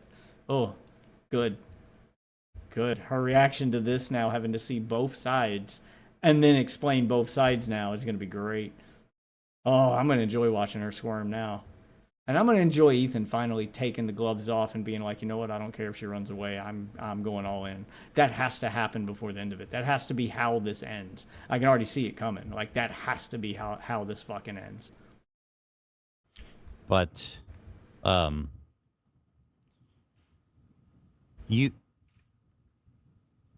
sorry, I'm trying to pull the original clip so we can watch that. That would be more instructive, I think. Mm-hmm. Yeah, and I definitely, Yeah, I'm definitely shaving the mustache tomorrow. This thing is itching and just bothering the fuck out of me every day. Ugh. I feel like I did not go about this the right way at all. If you can see my original script, I was going to say something completely different, and you know, didn't not say that. Sorry, I found it, by the way. Mm-hmm. So yeah, I did like write something down specifically for this because I'm very worried about you know, not saying, I don't know, you know, misspeaking. Because yeah, I feel bad about I don't know, shitting on someone's clothing brand in the wrong way. But you can shit on my clothing brand. I don't like being insinuated that I'm a pedophile or that I think babies are terrorists. Or yeah, in that way. Like that, like, I mean, she's trying to reframe it as if, no, I wasn't talking about her. I was talking about the clothing brand. And that's like a whole different league of insult, right? Which he is clearly not buying. But anyway, let's watch this part, because this part really kind of rattled me a bit. What could happen at any moment. Hila decided to call the brand Teddy Fresh because Ethan and Hila loved the name Theodore or Teddy. Theodore happens to be the name of their first son. Teddy is the nickname they have for each other. Following the launch of Teddy Fresh's first collection in October of 2017, the brand almost immediately saw massive success. Much of its apparel would sell out shortly after dropping, and the line reflects Hila's own personal style. While in the past I would certainly commend Hila for having a very creative style, often some of the outfit ensembles that Hila chooses feels very childlike, with also Teddy Fresh having a little teddy bear as a logo. I mean, it is named and modeled after her child. Yeah, this is terrible. There's no other way to take this. You're clearly trying to insinuate that she's a pedophile, even after properly explaining that she named all of this after her kid. It's like a homage to her own son. It's very much inspired by her own child. I don't know. Maybe it's interesting. So, can you explain to me what's interesting about? By the way, yeah, what's interesting about that? Yeah. So, essentially what I was trying to say, which, yeah, I kind of wrote it down as to make sure. Yeah, what's the interesting part? Kind of cool being able to explore Homer Simpson's house here. I don't know, because I feel like I didn't go about that the right way and how I should have described it in depth. Again. Okay, well, here's your chance to explain it then. Here's your chance to retract your statements, apologize, and clarify. I kind of had something different that I was going to say in my script. What was it? Do you want to say it? Yeah, there you go. Make her say it. Give her a chance. Ooh. What it is you meant to say, or you don't have to. I don't know. Yeah. No, because again, I edited it out and didn't say it because I didn't think I should. Mm-hmm. You know. Oh, okay. But yeah. So I essentially, sorry, I can also hear myself echoing, but yeah, I can see how my statement could be, taking things too far in online commentary, especially if you do feel like a propensity of online snarkers who are sort of, taking things to the extreme and, calling you pedophiles and, kind of, going after your family. Do you think that it's a stretch to watch that and say, like, to assume you're saying something about us being pedophiles or groomers or something? So let me explain sort of the context of what I was meaning to say. And so, I think that, so essentially, looking into the research, Hila spoke about, sort of the inspiration of the clothing company being inspired by a lack. Oh, I'm sorry. Am I doing the dismissive thing that she's doing? That because I'm buying none of this. Because if really your intentions were to say something else and you really was completely accidental that it came off this way, you'd say that immediately. You wouldn't be doing this, and trying to, you sound like a child trying to come up with an excuse on the fucking fly. Lack of sort of colorful clothing for adults on the market. Mm-hmm. And now Ethan's doing the fucking dismissive shit. They're being, and inspired off of kind of the children's clothing that was colorful and sort of fun and playful. Again, I have plushies in, that offer me comfort in my and that video doesn't set. make you a pedophile, I love, obviously, right? Yeah, I love, and I think anyone who likes the same should, go for it, find things that bring them joy and make them happy. And that's why I said, in the past, I would commend Hila for her innovative style, for the way that she, but now it's forward, pedophilia. An innovative thing. The thing that sort of that I said sort of, and the word that I said is sort of I felt like kind of undermined that wholesomeness of the brand was seeing your past Reddit accounts, seeing the sort of jokes that you would continually make about pedophilia. What does any of that have to do with the brand? No one. Let's say he sold Teddy Fresh in stores. Okay, let's treat it like a brand. Let's say he sold Teddy Fresh in Target. No one shopping in Target and seeing that brand would know pedo troll Reddit account from 15 years ago. That has nothing to do with the brand. Seeing all of that and your closeness with the brand, I was kind of like essentially, that association. Do I make a lot of jokes about pedophilia? I mean, I acknowledge I had that old account that's like 15 years old and stuff. But do I make jokes about pedophilia? I don't think so. That's not like a frequent topic. I mean, I talk about Michael Jackson. That's true. Michael Jackson, you know, I make Michael Jackson jokes. How are the two related? Because you're saying in the past. Yeah, that's the question. I mean, he doesn't make those pedo jokes anymore, which he has a point there. It's been 15 years since I made those jokes. Those jokes predate the brand. But secondly, yeah, I would be more going, how is this related to Teddy Fresh exactly? Past you would commend my stuff, but what's changed? I didn't understand what's changed. And then you show pictures of me that don't show me dressed childlike either. So I can actually show, like, by the point. Do you think this is childlike, this outfit? It looks like adult clothing to me. It looks like something I'd see a college kid wear. I mean, I'll give it to you. It's probably not something like a 40-year-old woman should wear, but clearly she's modeling the clothes to sell them to, you know, younger fans. Like, I could see college girls wearing this. Like that. I don't know. It looks like a normal fucking outfit to me. I did have more examples in the script itself, in my opinion. So why didn't you use those? Looking at the video. This one actually, basically, like, her explanation for everything is, I'm bad at making videos. Like, everything, just like her big excuse for everything is, I'm bad at my job. Actually, on page 8. This one I can't say that I understand at all. What's the problem with the silver dress? Okay, I don't like either of those. They look like the fucking blanket that, like, that Chuck McGill wears in Better Call Saul. This will protect me from the electricity. I mean, it does look crazy, but it's not like that's nothing to do with pedophilia. Why can't I pick up that gun? There we go. Yes. What? I think that it was just seen as funny. But you know, funny how? Funny why? Hey, like to make fun of me? Just because I'm ugly? Yeah, there you go. Funny why? What's funny about it? What's the joke, bitch? Like, what kind of funny?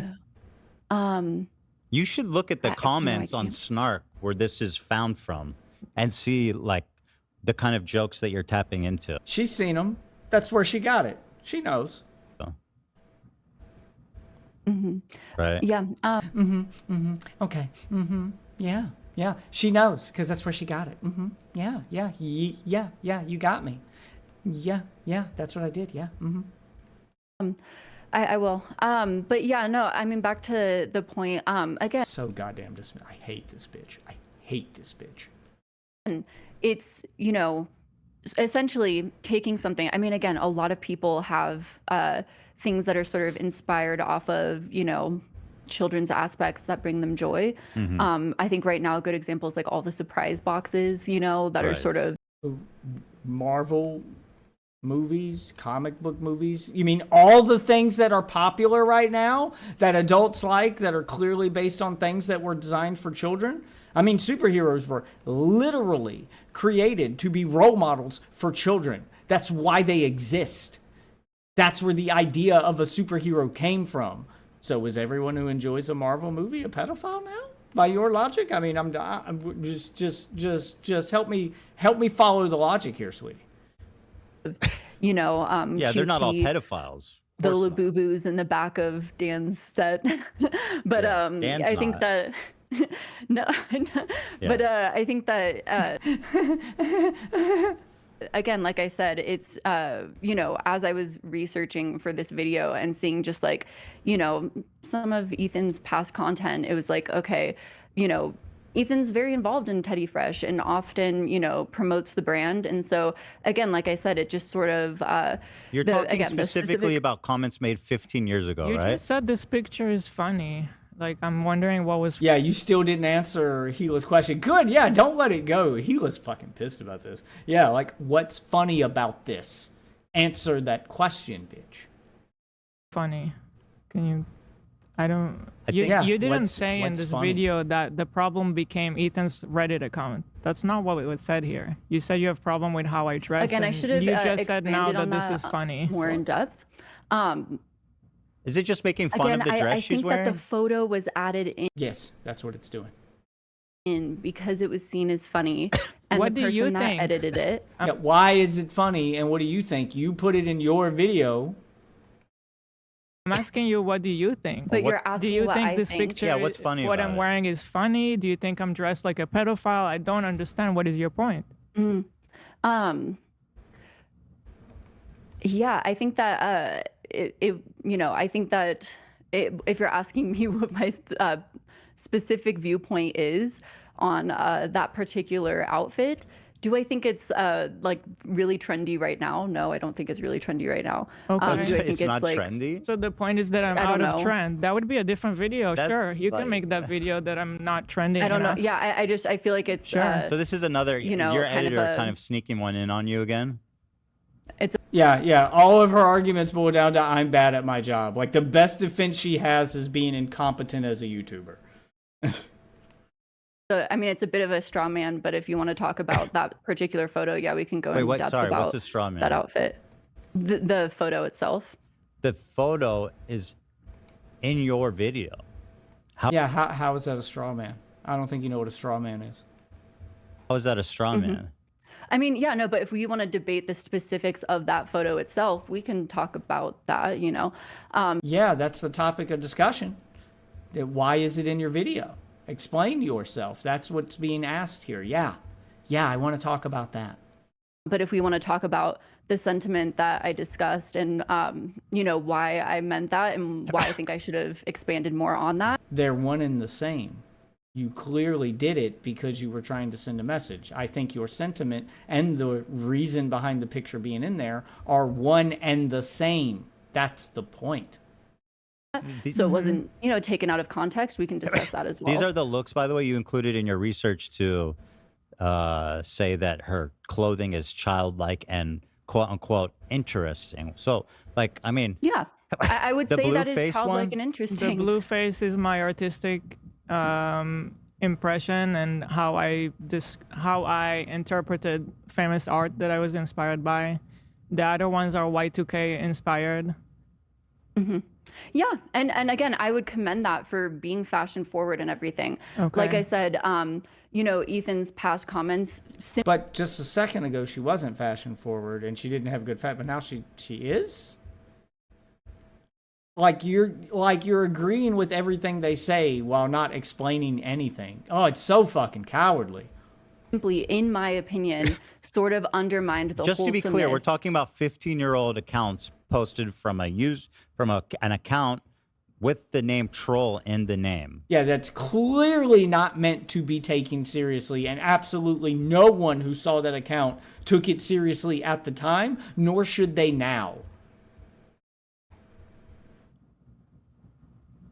Yeah, and Just you know, to be just clear, the, so and that's there's been the some part other that consistent jokes that and- ruins the current day, that makes you suspicious of us in current day. Is just to I be wouldn't clear, say- is there again, I other wouldn't ones, say or is it I'm just the suspicious. 15-year-old Reddit account?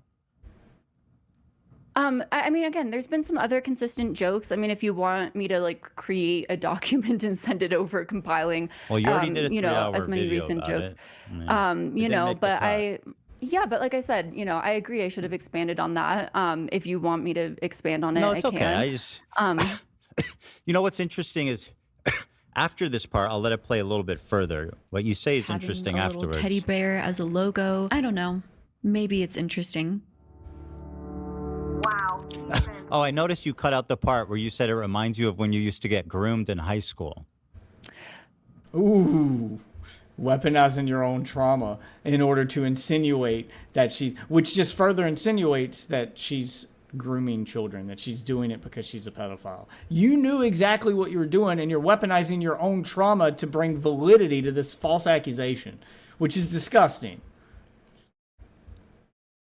I think that was at the end of the video, but we can watch that one too. No, I remember it. Oh, no. Wait, what? Wasn't it after that? Oh, my bad. It sounds like I've got that wrong. Didn't kill you? So wait, where's that one? Why? Oh, you have it. I apologize. I am totally wrong on that one. Here it is. That being said, Ethan. No, you were right. She was weaponizing her trauma to bring validity to her false accusation. accuses a lot of people of being Let me just go back to give and the... remember, folks, Oh, this is about the Reddit Ethan account where you mentioned. accuses a lot of people of being pedophiles and makes a lot of jokes Here, about this one I'd like to say really Hila quick. I don't think I should have included Hila's clothing in this. I think that was total, I think I should have just focused on, your commentary. I agree on that one. Okay, well, it's in Thank the you. video. I'll just play it. But Yeah. I'm glad No, that I do want to say thank you because this has been ongoing for so long and people come after this small business. I employ good people here in LA. All we're doing is just a small business. I mean, there's people in her employees' Instagram saying, "Why do you work for a pedophile?" Yeah. and stuff like that. I mean, that's Yeah, the insinuation was pretty goddamn clear, bitch. And that's this is bananas, heavy right? and very serious. Yeah, I mean, It's not something to just play this around stuff with. has like affected our lives a lot. Sorry to cut you off, Hila. No, it's I fine. apologize. Go ahead. It's fine. Yeah, I mean, for my own, personal context too, though, I mean, again, talk about adding bias and everything, not just in terms of, that sort of lighthearted joke that I was talking, not lighthearted joke, but I was talking about, I would growing up being like friends with, different men, and they would sort of make sexual jokes. And then, eventually I realized they weren't jokes at all. I also was... that would insinuate I want to fuck kids. That's like that's the direct logic from that statement. In fact, let me just play it before we talk about it. And makes a lot of jokes about Hila dresses kind of childlike with a... Yeah, it's very clear the only way this could be interpreted is that you're calling him a pedophile. You're calling Hila a pedophile. You're calling him a pedophile. Yeah, it's very clear. Little teddy bear for her fashion brand. I find all of that interesting. It reminds me of when I was really young and naive and had people who I thought were guy friends that would make a lot of sexual jokes towards me, and then they would kind of nudge me and say, it's just a joke, we're just joking around. And then I would always be shocked and disappointed when some time would pass and they would try to make a pass at me. Over time, when I became less naive, I realized that those jokes weren't really jokes at all, that they actually meant what they said the entire time. Ethan's old account has... So you're flat out calling them pedophiles there. Yeah, there's really no other way to take this, man. There really isn't. Just so you know, there's been 0 accusations against me for anything, even talking inappropriately to fans and of any age, anywhere. I don't have a Snapchat. I don't engage fans in DMs. So if the anything, insinuation, and again, I want you to look at it from my perspective, right? Yeah. The insinuation that I'm grooming people, children, is not okay. It's just not. It's so destructive. It is so mean-spirited. It is so, and by the way, it's completely... God, he's being way nicer than I'd be. I'd have been like, cut the bullshit. You know what you did. Like I'd already just like had enough. After like the 3rd or 4th time, she's tried to reframe it to make it sound like that's not what I was doing, but still defending what she was doing. Like she knows exactly what she was doing. I would have already lost my shit on her and made her own it. Props to him for staying professional, man. But I want to see you go gloves off. Stop it. Just fucking go all in. Fuck it. If she hangs up, she hangs up. Just own this bitch already. Without basis. If anything, if I can add, you bring up again here that I dress childlike. Where do I dress childlike? Me and Ela have a 2-year age difference, again, by the way. Again, I did say I don't think I should have added that clip in that part because I was focusing on... But you're not apologizing. Say you're sorry. How many times are you going to agree with them that it was wrong and not apologize? Just say you're sorry. And then Ethan and stuff. And I then think the it was other thing, if I can also add, is that you say that basically like you've had your own experience. And I have too. So, I have too. And Ethan knows Ethan knows stuff, and we are both very sensitive to this stuff, and that's why we always speak up for victims. We're always on the side of victims. We always put other creators that have done bad stuff on blast. We don't let anybody like push their stuff under the rug. When things come up, we talk about it. So I don't understand, why would you want to come after somebody like that? Yeah, I mean, honestly, when I was, 16, I was born in. Oh, here we go. She's going to trauma dump now as her way of justifying why she then also accused her of the thing that she accused. See, I know the predatory behavior when I see it because I too was victimized. You're just weaponizing your trauma as a way to like give your accusations credence, to act like I know I have fucking expertise on this topic. Okay, I recognize it when I see it. You guys can trust me. You guys can trust my judgment because I've been there. I know it when I see it. Yeah, you're weaponizing your trauma now. Please call her on this.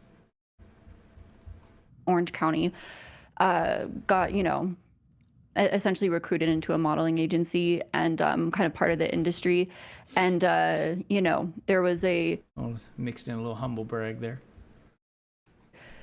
few different photographers Out with a model. that, did some pretty fucked up shit. And a lot of times it began with jokes, a lot of that times. reminds me, reminds you of me? I think that in general, Yeah, there we go. Call her on it. So you're weaponizing your trauma. my personal opinion is that from my experience, jokes can sometimes not be jokes at all. Just to be clear, we're talking So you're saying he's not joking and he is a pedophile, right? Is that what you're saying? about 15-year-old Reddit account with troll in the title. Yeah, I mean, again, like I don't know you as a person. This is me. Do you know what the word troll means? Like, you don't need to know him as a person to know the point behind that account and the things it said. It's in the fucking name. What even is this? Like, covering situations and just seeing a lot of jokes You being actually made. glazed up Hassan pretty hard. I mean, at one point, even way more recently than me, he has videos saying he always knew Hannah Montana was a little slut, and he said, Oh, how the fuck are you going to defend the crazy shit that Hassan has said? And he said it way after the pedo troll account stopped posting. as if old enough to count, old enough to mount. Hassan said that like There's no grass on the field. Roll them over and play in the mud. Am I right, bros? Am I white, bros? 6 years after my Reddit account was inactive. Yeah, and if he said that, I think that's pretty fucked up, So I expect a video. Okay, so you're gonna make a video on him then, calling him out for all this stuff? No, that video's never coming. Should I expect a video You're about to see the double standard in action. about how he's a pedophile? But much like the drug thing, like you have a personal experience with a drug addict, you know how serious that stuff is. I don't know why would you want to participate in like wrongfully accusing somebody based on nothing. Because she's a piece of shit who will weaponize her own trauma or her own like personal experiences with bad stuff to project that bad stuff onto other people. She wields it like a weapon. Of being a drug addict. Same thing with this. As a victim, why would you want to throw around accusations and make all victims not count? You know how many douchebags there are out there that don't believe victims, right? And they like to say that the victims are lying. Why would you participate in that? Because what you're doing right now is throwing an accusation based on nothing, and you're making everybody else look like a fool. By the way, and you're using your own personal experience as proof that you know what you're talking about. As a reason people should trust your accusations with little evidence is because you have personal experience with it. I feel like I've sacrificed a lot to stand up for victims on the show too. And we personally lost friends I think that's in this why industry that accusations came up against them, and we're no longer friends with them. I think that's why a lot of people felt a little bit disappointed, like by you my can't say that there 15-year-old weren't people. Reddit account with troll in the title. By a lot of people, you mean people on H3 Snark. That's what you mean, right? Yeah. Okay. I just want to make clear that that's what we're talking. Yeah, that's what we're talking about. Talking about, not something more recent. Other clips as well. Do you remember what you were doing 15 years ago? I was 10 years old. You were how old? I was 10 years old, 11 years old. Oh, well, you were probably playing with kid toys. Pedophile. I'm just kidding. No, fuck it. She earned it. She earned that. Fuck it. Yeah, sorry. That was deeply on. Did you hear those words? Did you hear those words? I'm sorry. Did you hear those words? Yeah. Yeah. You should try saying them because you owe him an apology. Several so far. Unprofessional. I apologize. But yeah, no, I think what was I gonna say? I think there's other things that I can say as well that at least again yeah, I don't. Do you think Hassan is a pedophile? Wow, that was not an instant no. That's not going to fold over well with Hassan's crowd, sweetie. You did not instantly say no there, which is going to make them go, do you? Now that I've told you. I would have to see more clips and context. Oh, I'm sure he can show you right fucking now. But we can show you the clips. They're very famous. I don't know how you have. I can show it. Yeah. Hold on one sec. I'll show you. Yeah, see, he's got a crew too, and unlike your crew, his isn't incompetent. They've got that shit on standby. One sec here. Give me a moment. Here. Now, just as a reminder, this is about 6 years after my Reddit account. I have no idea what that tower does. Every time I try to capture it, I get killed before I get to it. Yeah, and this is way more recent than his pedo troll account, by the way. Was expired, right? And after it was inactive. And Miley was around 18 years old. Well, but Hannah Montana was a girl. Sure, yeah. A little girl. Even worse, yeah. So yeah, I think Miley Cyrus was 17 at the time of this. Maybe she just turned 18. But the character she's portraying on the show is 14. And that's the one he's referencing. He's not referencing Miley Cyrus. He's referencing the character, Hannah Montana. So he uses the character name. Anyway, here it is. We discussed the legendary question of all time, old enough to count, old enough to mount, question mark? I want to say thank you to Miley Cyrus for showing off her camel toe at the VMAs the other night. I always knew Hannah Montana was a little slut. Don't even try to hide it. Look, this is a class. I mean, is this a pedophile trying to groom people? I think in general. That's what it sounds like to me. I mean, I don't fuck with the camel toe jokes. I don't think that's... That was your takeaway? The camel toe part? I don't think that that's the part you should be focusing on, sweetie. That's not the point being made here. What about the pedophile jokes? Yeah, there you go. What about that part? Yeah, I mean, how old was she at the time? Well, Hannah Montana. 14. How old would she have 14. been in the show? How old was 14. Hannah? She was like 14 in the show. And the joke is old enough to mount, old enough to count. Old enough to count, old enough to mount. Other way. Or no, Yeah, he said he always knew she was a little slut. Yeah. About a 14-year-old. Yeah. You said jokes aren't just jokes, right? So I mean, Hassan is a grooming pedophile. Again, that's not cool at all. Yeah. Again, my main. And that's the worst thing she'll bring herself to say about Hassan is that's not cool. Fuck this bitch, dude. How hard would she go in on Ethan if Ethan had said that? Just look at the double standard at play here. The fucking sweeping. Oh my God, it's disgusting. Dude, fuck this bitch. I hate these people so much. It's like the disingenuousness, the fucking lack of a spine, the inability to own anything they fucking say. I hate these people so much. Fuck you and fuck everybody like you. Oh, I hate these people so much. I don't think he's a pedophile, for the record. Mm-hmm. I think Again, those were my main uncouth criticism jokes of you made is a the while propensity of jokes that were used. Again, my personal experience is that a lot of the people that would end up, sexually assaulting me when I was underage would, continually push those jokes onto me again and again and again and again. And I would write it off, because I think my trauma response is fawn. And so I would continue to write it off and be like, they're just joking. Here she goes, weaponizing her trauma again to try to either garner sympathy or to attack Ethan. Like, she's got two ways of weaponizing her trauma. It's either an excuse for her bad actions or it adds credibility to her accusations. I don't give a fuck about your trauma. I don't care. I don't. Still fuck you. That's all.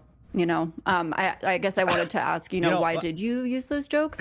50, you know what? Don't make YouTube videos. Go make an appointment for therapy. Okay, you put this shit out there. Okay, your trauma doesn't make the crazy shit that you say. Okay, you made a video. You put the shit out there, and your trauma doesn't make you immune to criticism. Fuck you and fuck everybody who does that. 15 years ago, I can understand. 15 years ago when I had that Reddit account, I have no trouble admitting that I was extremely slow at maturing. I was very immature, very dumb, very cringe, right? At the time, pedophile jokes were super popular on the internet for some reason. There was like the pedo bear joke, and just in general, people thought it was funny for some reason. Because people understood hyperbole and sarcasm back then. And that's a skill that seems to have been lost in today's cancel culture. And at the time, these Reddit accounts, there was like these really popular novelty accounts, they would call them, with like... Yeah, troll accounts. That was kind of the meta back then. Like a specific name that instructs their comments. So for example, I would write some obscene comment, right? And then you would go, if you go even now in the... People wouldn't even have to read the comment. Just immediately after seeing the name, they would know what to expect. They would expect those kinds of comments, and they'd laugh at them. Nobody would take a pedophile joke from pedo troll seriously, and you'd be a retard if you fucking did. In the archive, you'll see people being like, oh, I see your name, very funny. Like comments that I made. She didn't read a single post by that account. She didn't read any of it. We actually went through the trouble of reading a lot of those comments. Not all of them, because there's thousands. But we skimmed through a bunch of them. We Control F, did a few searches for phrases and that kind of thing. The vast majority, I'd say 80% or so, like the vast majority of the posts from that account weren't even pedo jokes. They were just fucking regular posts, like talking about video games and shit. Have like, they have like 60 upvotes and people laughing in the comments. So while I agree that those jokes were gross and immature and inappropriate for any time, jokes that, by the way, I don't make today, right? I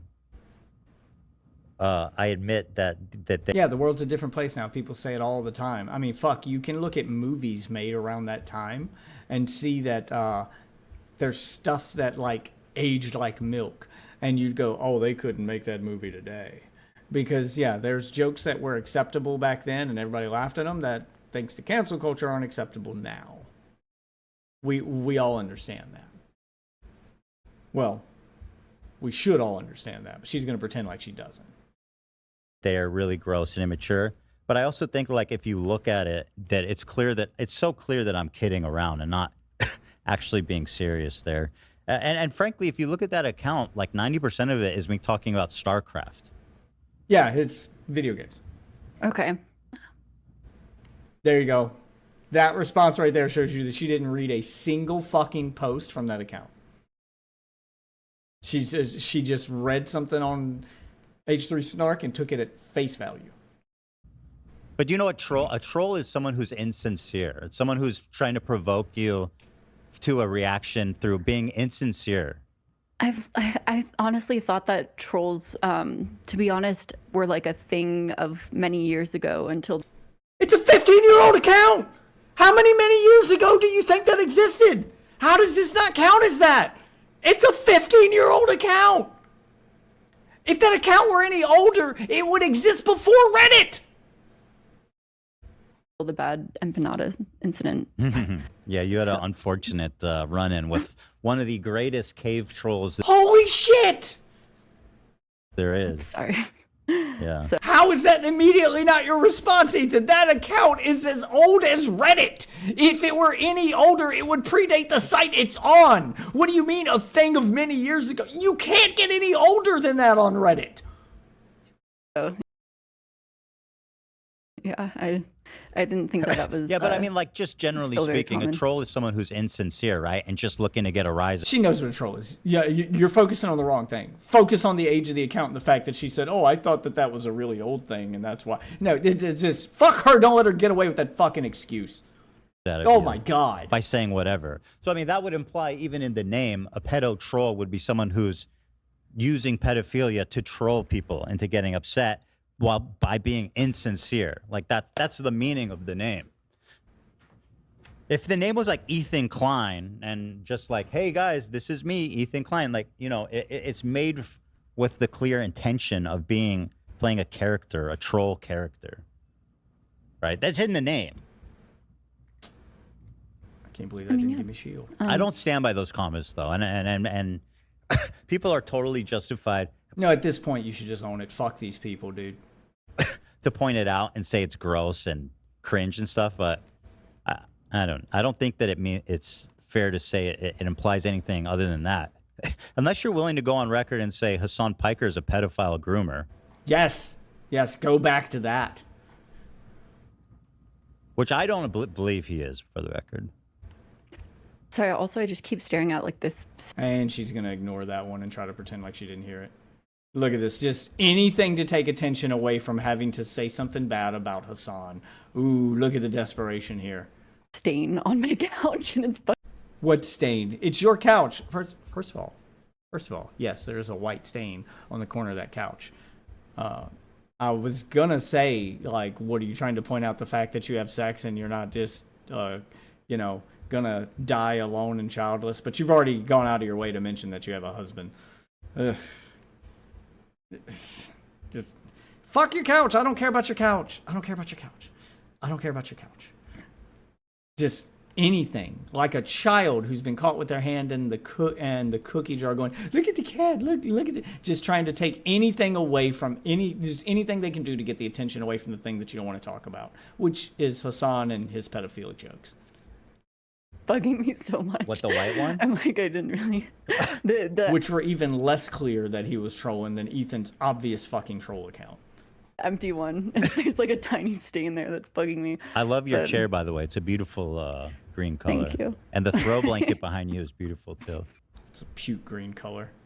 What he's doing here is called sarcasm, sweetie. He's making fun of you. Thanks. Just didn't really catch that.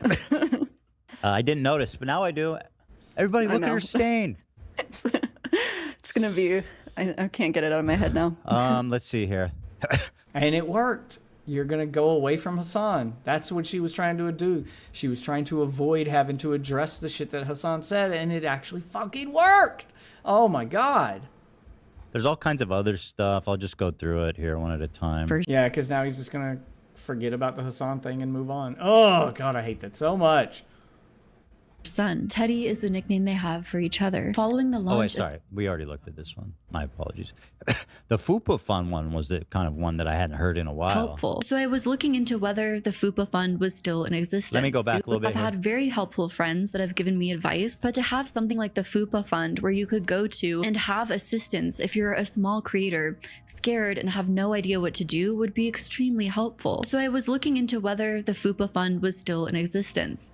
But the Fupa Fund dissolved and is no longer in use. A big reason for she doesn't understand the purpose of the Fupa Fund and why it was used. Which, by the way, every single one of these talking points was debunked like fucking 5 years ago.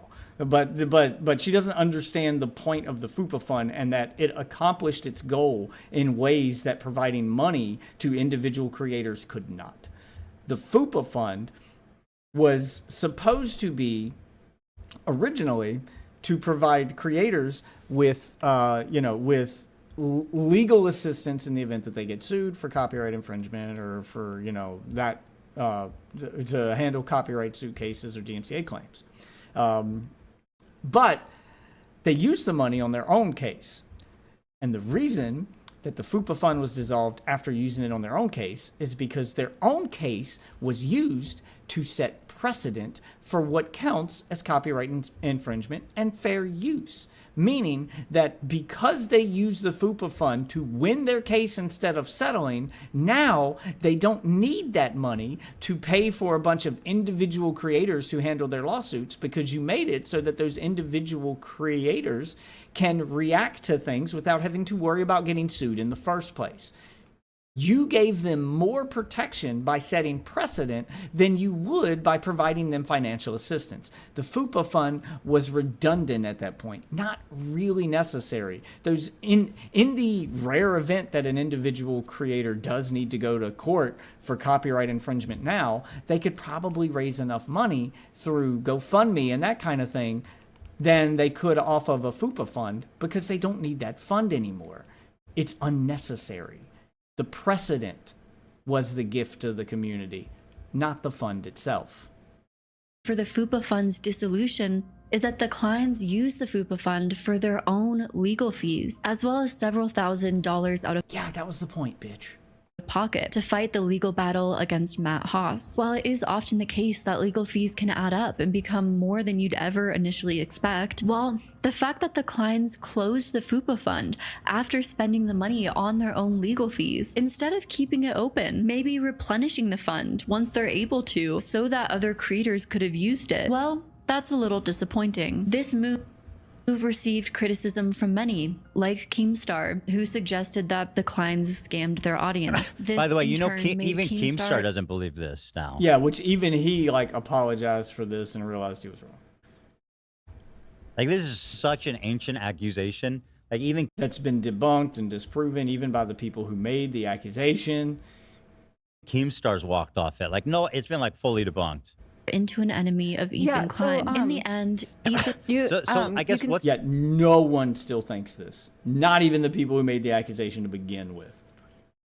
It's disappointing about the fact... So, first of all, you know that the money was raised by Philip DeFranco for the express purpose, one singular purpose, right, of paying our legal fees. You know that? Mm-hmm. Yeah, I was going to say, you can see from, sorry, I'm pointing because this is where my research is, but you can see from the research that I got it from your wiki page, right? Well, I don't care where you got it. I'll tell you what it... Yeah, she's obfuscating from the point again. That's been her go-to tactic for this entire thing. What's, you know what I mean? Yeah, I'm just, because, there's a lot of, it's all from Snark or whatnot, but I was grabbing that from your wiki page. I do agree. Again, like I said, I should find 2 or 3 sources. Yeah, but you missed the point as to why that was on his wiki page to begin with. Again, that's what's sort of my disappointing about it? Rule now. What's disappointing about what happened? Yeah, so from the clips that I had seen from your YouTube page and everything, it seemed like it was kind of sold as this sort of promise to not promise. I don't want to misspeak or anything. I'm trying to, I don't know. It's okay. I'm with you. Yeah. But a way to advocate for creators. I think, again, like I had sort of said, when I, first started, I got this random cease and desist from Russell Hartley, talking about his, how to pick up women courses. And then, I got spammed with 13 copyright claims on a video about a creator and, just different things like that. And when that happens too, when you get spammed with 13 not copyright claims, sorry. DMCAs. A takedown? Claims. Yeah, that exact thing that his case set precedent for to help you with. It's not claims, not strikes. Sorry, I was making claims. sure. Gotcha. Because sometimes you get those mixed up in your head, but I want to make sure claims. It's not strike claims. Yeah. But yeah, so and when that happens, essentially it was okay, either I try and dispute all of these, and sometimes they can just say fuck you, and wait months until the very last day that they have to let those go and release them, and then that's months without you receiving any revenue on the video. Yeah, obviously this is my job. I would have care been great about, to have you help know. with that, but why would? Because Yeah. I got sued by some Sorry, maniac. Why? Yeah, but he set a precedent to prevent that from happening. And actually, you don't lose your revenue of it anymore because of that. Now YouTube puts your revenue on hold while you dispute the claim. And when you inevitably win, thanks to the precedent set by H3, YouTube then releases that revenue back to you. So it doesn't go to the person who claimed you. So you should be thanking Ethan, not holding him accountable for not having a fund to give you money when that happens because YouTube put your revenue on hold. His precedent does more to protect these creators than any monetary fund would. I don't think she understands the significance of a court case that sets precedent. Jesus. Why would that obligate me to pay for every other creator's legal fees? Again, you don't have to be the end all be all. Again, you guys kind of put yourselves as the forefront. You know why we did? Because of the Matt Haas situation. But we raised. we raised. Effed in the A about. Do you understand the sequence of events? How everything happened? I mean, he took down your video, right? Yeah. And So Philip, at first I said, I don't want to ask you guys for money. This is my problem. Did you see that clip? That's why Philip DeFranco made the GoFundMe and not me. So Philip DeFranco made it, raised 170,000. We got 150 after a day. Taxes or no, not taxes. The cut. After the platform took their cut, so we had 150,000. And we had some really shitty lawyers at the time who made us feel like that was like $1 billion and a lawsuit would only cost a fraction of that. And we would have all this leftover money. And so we decided oh God, that sounds amazing. So with all this leftover money, we're going to use it to help as many people as we can. Interestingly, we did actually still spend a fair bit of that money helping people during the process. Oh, yeah, and they actually did spend money to help people even after setting their precedent because there were people being sued before the precedent was set. So they still did both things, actually. That's great. Yeah. Yeah. Yes. Thank you. That's great. That's great. Yeah. She just could not be bothered with this shit. Oh, this bitch is insufferable.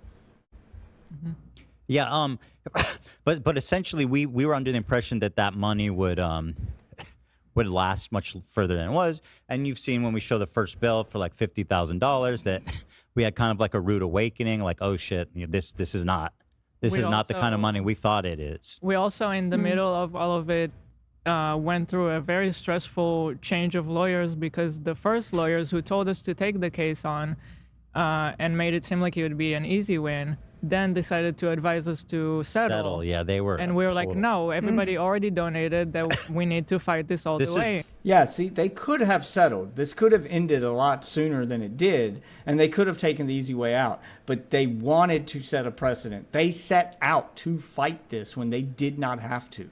You owe them a huge thank you. Videos like yours are only possible because of the fact that they used all of that FUPA fund and their own money to set that precedent. So it even helps people like you who would use that precedent, who would use that grace that his court case gives to then attack him.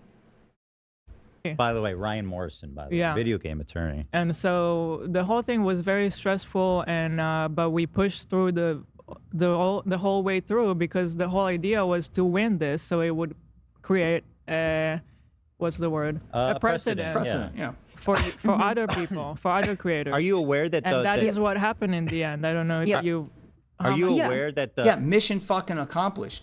She doesn't understand how hard it is to accomplish what they did, especially when you set out specifically to do that. Usually that doesn't happen. Precedent is usually just kind of a result of just normal court proceedings, and no one sets out to set a precedent. They're just defending themselves, and then precedent just happens to be set. But to go out with that specific goal in mind and accomplish it, do you realize that he accomplished basically the impossible for the benefit of commentators like yourself? That the win is the single most impactful precedent in favor of critiquing commentary videos on YouTube, and it's actually published. Yep. I think who that's mean. But yeah, I think sorry, I'm looking at the stain now even more. But yeah, no, I want to say she's so proud of that stain because it saved her from having to call Hassan a pedophile. It saved her from having to address his pedophilic jokes. See, I may still have an in with his audience. Yeah. Oh, I'm so mad that worked. I'm so mad that worked. Damn it. I'm not sure how much I dove into the judge's sentiments in the video itself. And again, this is sort of a problem as well when it comes to my commentary, that I want to, again, focus down on myself, working on my content and work on this, because essentially sometimes I'd felt like I would go into these rabbit holes and no one cares about this. I'm just rambling on about, the judge's statements and, but hearing also from, from people who this is directly affected, from, like you said, like, this is your life. It's like, okay, I don't want to, I think it would be better to go into as many details as possible at the expense of, boring a few people, especially if it interests me, then, essentially cutting things down and being like, this is irrelevant, it doesn't matter, long paragraph reading off statements from a judge doesn't matter. So yeah, but in the research itself, I have statements from the judge and everything. But I guess my point is that in terms of like the best that $150,000 can do, there's probably not a better use for that money than what we ended up achieving through but defending ourselves. That is. Whoa, let's fucking go! And a dub. Fuck this bitch. What the money was donated for. It was not donated so that we would help other people. That was just us thinking we had so much money being we could do. It was a very much being no good. overambitious. It was When a I very first much started out, no I got a good deed random- goes unpunished type of thing, right? It did come from a good place of thinking, okay, Right, because the precedent you set will probably be used by your enemies. So, yes, no good deed goes unpunished. we can do more than just fight our case.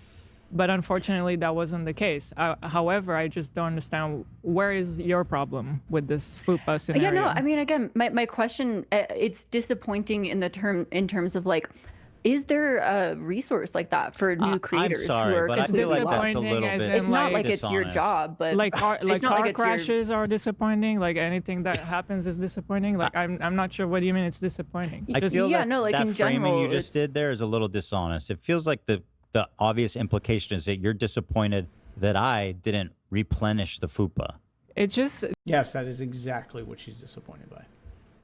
it creates some kind of like an atmosphere that something was done wrong there. Like we either used money wrongfully or something. Like for the viewer of your video, they would be left wondering That you scammed your audience out of money. That's what she's insinuating. She's insinuating that you took a bunch of money from your audience to start this fund to help other creators, and then you used the money for your own case and closed the fund. So she's trying to make it sound like you did it maliciously, which again is all stuff that like no one argues for the last 5 years that this has been debunked. Everybody agrees that they would rather have the precedent set to protect them than have a fund. Everybody agreed that he did the right thing. This has not been a talking point for 5 fucking years. okay, so the clients did something suspicious there with the money that was donated. Right. Actually, and maybe I'm wrong. Let's just watch it again. Cease and desist in the mail from Russell Hartley that I had no idea Sorry, I that went were back too extremely far. FUPA fund where you could Yeah. go to and have assistance if you're a small creator, scared and have no idea what to do would be extremely helpful. So I was looking into whether the FUPA fund was still in existence. But the FUPA fund dissolved and is no longer in use. A big reason for the FUPA fund's Again, dissolution sorry, if you is wanna- that the clients It's use almost the over. FUPA fund for their own legal fees, as well as several thousand. The way you go, like, one of the main reasons, it's like that is the it's not one of the main reasons. It's the reason why the money's it not is the there, reason. and and also, which I think gets buried a little bit in your explanation, is the reason the money was raised in the first place. Okay. But yeah, I mean, again, the way that, I feel like there's a million, to be honest, sometimes I feel like there's a million ways to interpret how someone says a sentence. So also I feel like, I can, moving forward, I'm going to be cautious. I've said all the ways that I'm going to try to, take this in and do better. But also, I can say something and someone can interpret it in the worst way possible, at the same time. So, I'm. You think that's what I'm doing? I don't think that's necessarily what you're doing here, but maybe a little bit. I mean, again, let me hear this. Yes, that is what she thinks you're doing. She just doesn't have the balls to own it. Last part, 'cause this is the part $1,000 out of pocket to fight the legal battle against Matt Haas. While it is often the case that legal fees can add up and become more than you'd ever initially expect, well, the fact that the Kleins closed the FUPA fund after spending the money on their own legal fees, instead of keeping it open, maybe replenishing the fund once they're able to so that other creators could have used it, well, that's a little disappointing. So I mean, you're directly speaking to the fact that I used the money on my lawsuit and not helping other people as disappointing, and you even say that I didn't replenish, that I don't invest my own money.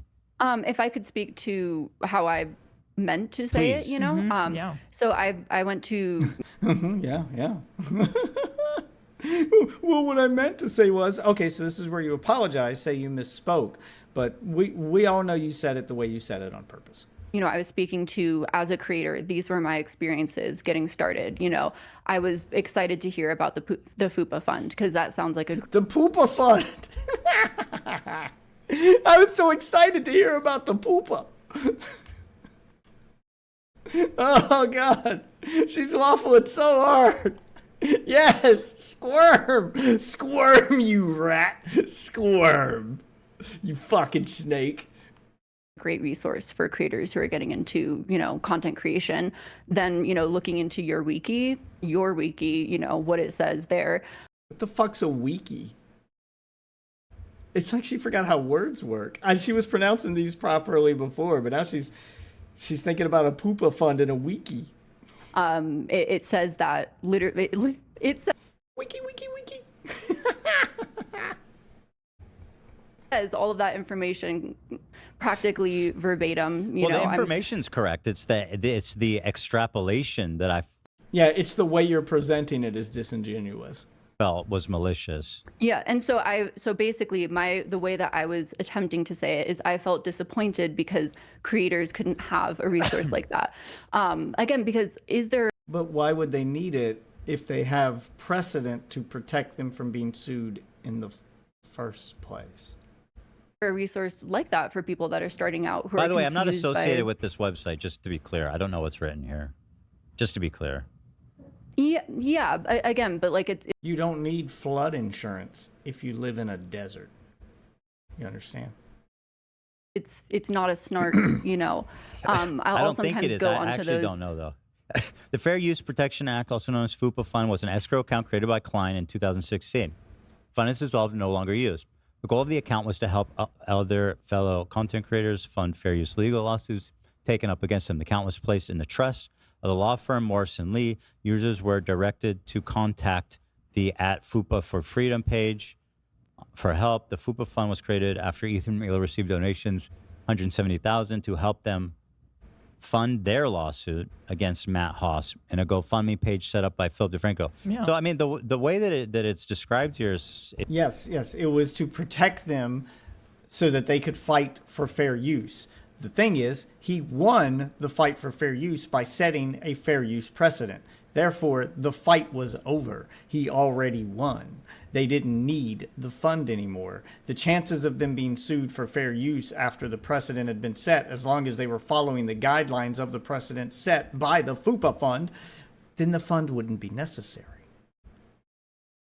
Is just a factual accounting of things, right? So like you referencing this is fine. It's again the extra interpretation you added, which I felt was malicious, right? I mean, that's fair. Again, I just explained to you what my intention was with that. Is like. So do you think I did a scam? Your intention was just that you're sad that something like that doesn't exist today.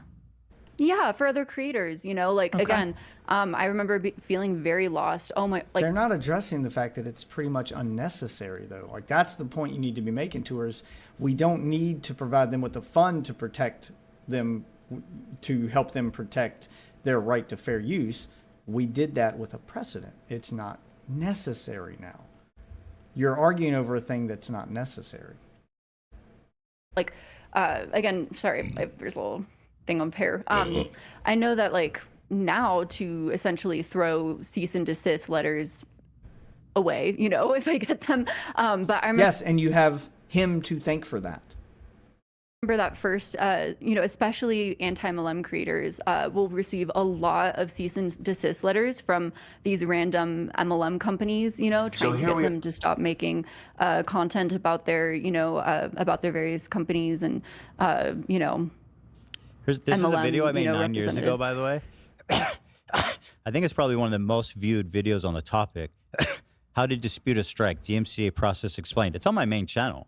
So, I mean, and those resources are great. I just meant like, having those, again, like, is there a legal resource like that for creators, Okay, fair. So you didn't mean to imply that. So I just want to ask again for the record. You do not think that there was any financial impropriety with the FUPA thing?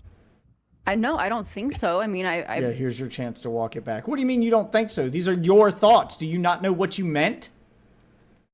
Right. She absolutely meant that. That's why she's not giving a straight answer. Fuck would I know? Right. How the fuck would you know what you thought? I don't know. Explain that. The question was, do you think? Do you think? Do you think?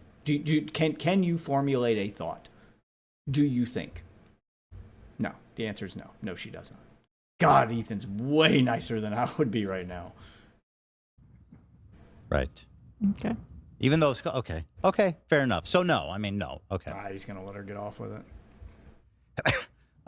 Great. We can move on to the next part there. Oh God, the Gokunaro thing was pretty wild too. I don't even know how. Even Gokunaru doesn't agree with a lot of the stuff in his own video now. Even he has said that he went a little too hard and that he was wrong on some stuff. So like, she's going over like talking points from like 5 to 6 year old dramas that have all been either debunked or been walked back by the people who made the accusations to begin with. Like, it's wild. I can't believe, like, I feel like we're going back in time to drama that I followed when I first started following drama. Ultimately, This when video you look is at the way so that Trisha old. was used on the H3 podcast, it seems like she was often used as a way to stoke her flames for views. Oh, this is a and 5% thing, not the Gokunaro. engagement. This is something that Ethan has done in the past to other content creators that he's seen as easily provoked for engagement. Ethan Klein used to associate with the creator JonTron, who was exposed for some incredibly horrible, like blatantly bad takes that Like what? What were his takes? What was so horrible about it? Because, I mean, we've already come to the conclusion that you didn't read any of the pedo troll posts, that you don't actually look into the things that you're making this video about. Did you actually watch the debate with JonTron to learn anything about him or to see what he's been exposed for? Do you know anything about this? Are you going to give any specifics at all? I mean, you didn't give any specifics to the pedo troll thing. I am very wary of this bitch now when she talks in generalities. And I would be holding her fucking feet to the fire and holding her to specifics over everything she said for the remainder of this video. For the remainder of this podcast. I can't believe that Ethan's not. that had him virtually canceled. Yet after the fact, Ethan invited him onto the H3 podcast to have a discussion. So after 8.5 months, now you give... This is a child. Hold on. Let's just, This is a child in a disheveled room with an unmade bed and school books on the counter and 3 unstraightened photos of South Park characters. Who gives a fuck? Like, I see the point you're trying to make, Ethan, but like, that's like 90% of commentary. Most of it's like college age kids who've got a lot of bullshit in their room. Hell, adults now will have like, you know, some dude in his man cave making some commentary. Hell, even your early like videos that were like toys and bullshit in the background, you would do goofy shit like wear 30 beanies at a time. This is All right, where are you going with this, Ethan? Because this doesn't discredit anything that Gokinaru said. Like, this is the worst line of attack for Gokinaru here. But maybe you're trying to corner her in some way. Where are you going with this? Do you think this is a reputable source? Oh, he's trying to get her to corner himself. I don't think he honestly believes the shit he's saying here. He's just trying to establish like where her brain's at when it comes to this kind of content. I think that someone can offer valid online commentary, and their room doesn't necessarily. Okay, not a bad take so far. Dictate their level of online commentary. True. I really hope, I look at this stain right here. The stain, right? Okay, so she gave the right answer to that one then. Okay. I mean, she's got a stain on her couch, and she can still make commentary, so, Got a little cum stain over there. Ah, damn it. That's not the one I wanted to shoot at. The stain. Well, it's we all have our flaws. You make a good point. That's fair. Can't judge a book by a cover. Yeah, you got to give her the win on that one. You set the bait, you set the trap, and she didn't fall for it. But at the same time, I as I sort of explained to you, again, he was defending. Fucking an hour and 2 hours into this thing, and she's got one win on the board. She gave one right answer. JonTron, by the way, in this video. Yeah, so that's the thing. I'm navigating this a little bit as far as it goes, where other people have added research into this project, and then I essentially, I'm sort of. Sorry, I'm trying to figure out the proper way to go about this. But yeah, so essentially, someone had sent me an entire section on Gokinaru. Yeah. To be honest, I saw that section and I thought that it didn't have much validity. I was not gonna, talk about it. Just because you're talking about the part you included. So you admit that it doesn't have any validity, but you included it anyway? Or a different part? A different part, and entirely, in a whole section, kind of, labeled Gokinaru. And I was just kind of like, I don't, I again, in the larger context, because where the fuck are you going with this? Essentially, I'm taking, broad view, approach is my goal here, and I'm trying to figure out what's the most important thing to include, and also what's the most valid, again, which is what we're sort of debating here very kindly and politely, and I appreciate that. But so yeah, that's sort of, that was a section that I felt like was not very valid. I'm sorry, are we talking about the part about JonTron? Because that's the part I'm interested in. I don't care about what you didn't include. Essentially, yeah. So essentially from that, I was like, okay, I don't, but the things that did, that I thought were interesting is when I was reading through that. Essentially, as I was going through the frenemies section, again, I care a lot about content creator ethics. That's why I'm right here, Bullshit. There's nothing ethical about any of the content you've created. Looking at how can I be a more ethical content creator? What can I take in from this? Oh, by not doing hit pieces and by actually doing research. That's how you can. There you go. I just answered it for you. Very simple.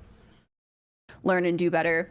One thing that, I thought may be a criticism, of the podcast was essentially, stoking people's flames for content. That was my fear, which is what you've done. Concern. And I from the Gokinaru section. So if you set out to not do that, you failed miserably.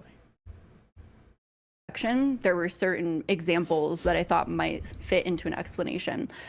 So I kind of, when we're talking about the frenemies situation, about how, essentially Trisha had created, a sit-down video where she was talking about how, I'd have to go through and look at the research section. I don't want to misquote this or anything, but she had said something about how she felt like you were baiting her or something like that, for when she would walk off in a frenemies episode.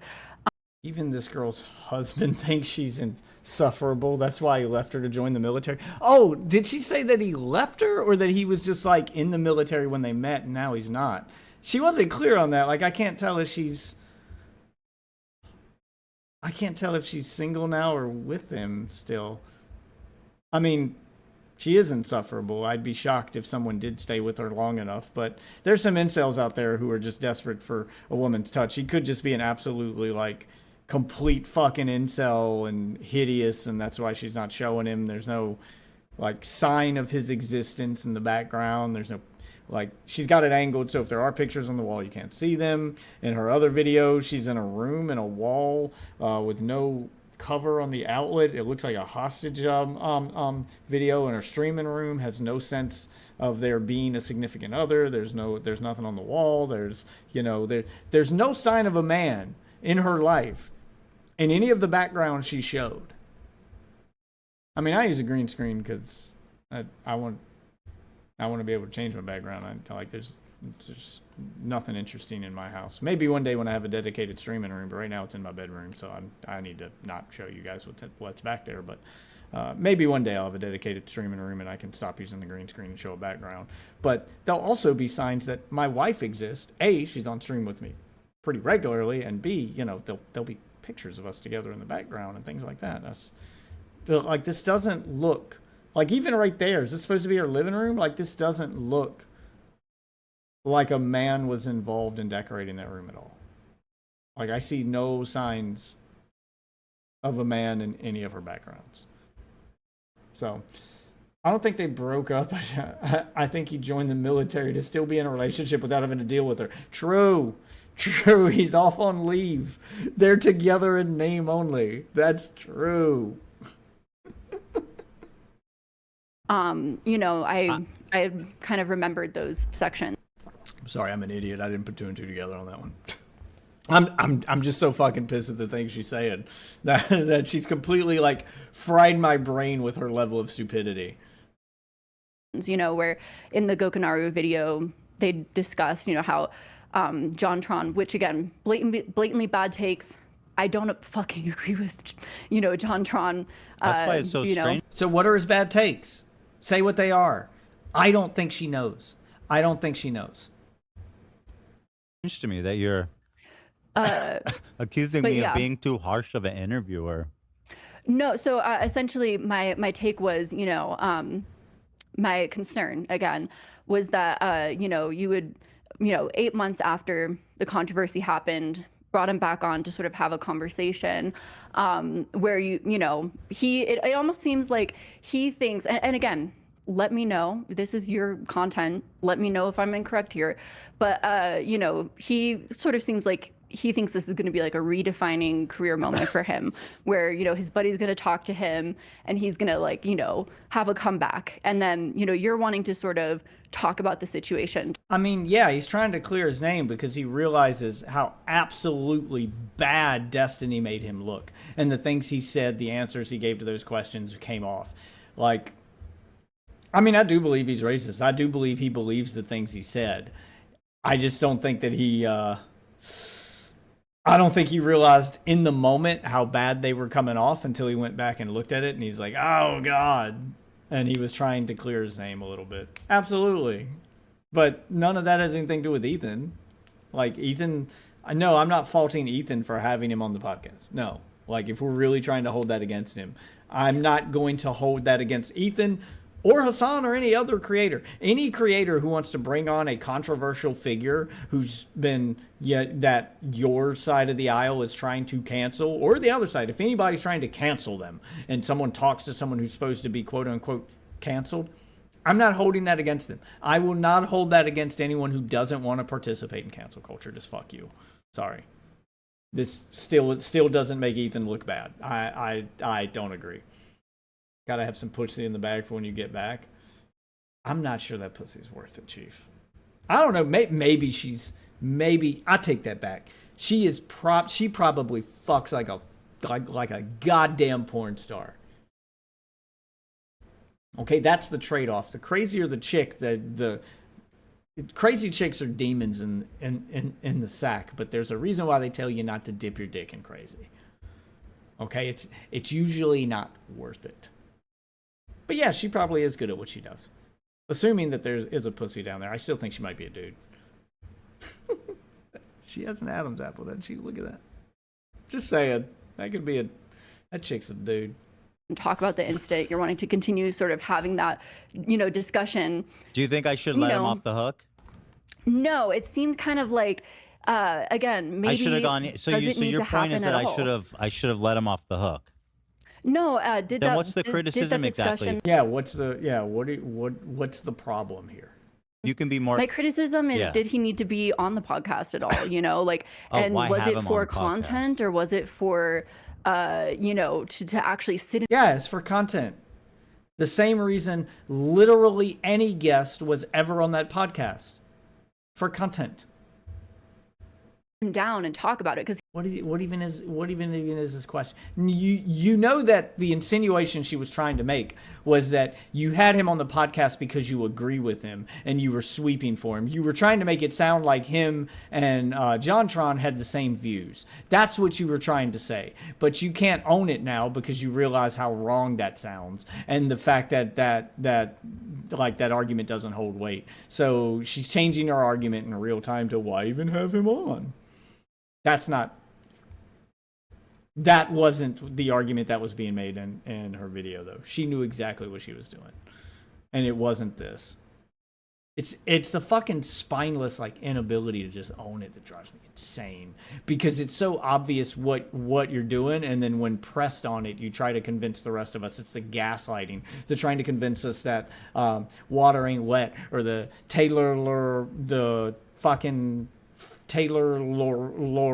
fucking fake journalist bullshit with the don't believe your eyes. Yeah. Don't believe what's right in front of you guys. Just believe me. He didn't want to talk about it. I hate this shit, man. Just own it. He kept avoiding it, and it just led to I should have let him avoid it, right? You think you he should have did not it? talked to him? You think he did it against his will? The podcast? The criticism from Gokunaru is that I was too mean to him. Yeah, again, that's not my criticism. Right, but you used that clip. Yeah, but you used his footage, so the insinuation is that you agree with it. Let me watch it. Sorry, I don't remember what it says exactly, guys. JonTron, a platform to defend himself. It happened. How long ago was that now? I don't keep track. 9 months or something. Ethan continued to say things that seemed intentional to sort of garner a reaction within JonTron. I don't really want to get into this. It's a minefield of sorts. I'm not going to go back and nitpick everything I said and qualify it or anything. The main question on everyone's mind is, is he a racist? Is he a Nazi? No. Do you feel like... Yes. Of course, you're never going to say that publicly. No racist ever does. Why would you admit to it? But you are. I mean, you admitted to it for a minute there when you thought it would win a debate or an argument, and then you realized that, oh shit, I went mask off and got caught. I have more respect for a racist that just owns it. By the way, doesn't bother me at all. Be as racist as you want to be. Just be brave enough to own it. You said some things that you regret. Yeah, I don't like reliving it. Did you have a lot of self-aware moments during that? Of course, the whole time. Jimmy Lee was a former dentist. It just doesn't even seem that bad at all, even when you try to make it look bad. Yeah, I mean, again, my sort of question is, this was months, or what was it, 8-9 months after the, controversy happened, where he had said some, What did he say? What did he say? Reference one fucking thing he said. Just reference something. Pretty fucked up things. So fucking general. She has no idea what the fuck he said. I understand, but no, I don't. I don't really understand wanting to sit down and have an interview with him. I guess, what's your perspective on that? So that criticism rings hollow to me, because I feel like that's not at all what you're saying in your video. Your criticism was, look at Ethan, he's having a racist dude on his podcast to try to clear his name. It's the opposite. No, it was again. Kunaru's point was the opposite, and your point in the video was the opposite of that too. Thank you. Fucking call her on this shit, Ethan. Stop letting her weasel her way out of things. Weaselly fucking liar, dude. No, my point was. God, I gotta get my soundboard set up. There's just so many good clips that would apply right now. We were trying to essentially create content out of this controversy, if in the harshest way possible. To be honest, I'll tell you what actually happened, because she doesn't know what the controversy is. She doesn't know if it's the harshest way possible. She has no idea what she's talking about right now. I have talked about this publicly. It is available on the podcast. But what happened is John Sean at the time was like my best friend. We were very close. And we kind of talked about it beforehand, like, come on the show, make an apology for what you said. I'm gonna have to rib you a little He flipped the script once he got on there. That's what happened. bit, right? Like, obviously I don't agree with what you said, so I have to criticize you from my perspective Yeah, you can't. It would look so much worse for Ethan to have that controversial figure on and not address the controversy. To just give him a softball interview like Taylor did to fucking Dan Clancy. It would look so much worse. Like, if you're gonna have him on, then you got to address this head on, and you talk about it beforehand and give him a way to explain himself, and then you can move on. But he has to give a satisfactory answer first. Like, you have to address it and get that. I mean, that's the reason you have him on. That has to be the reason.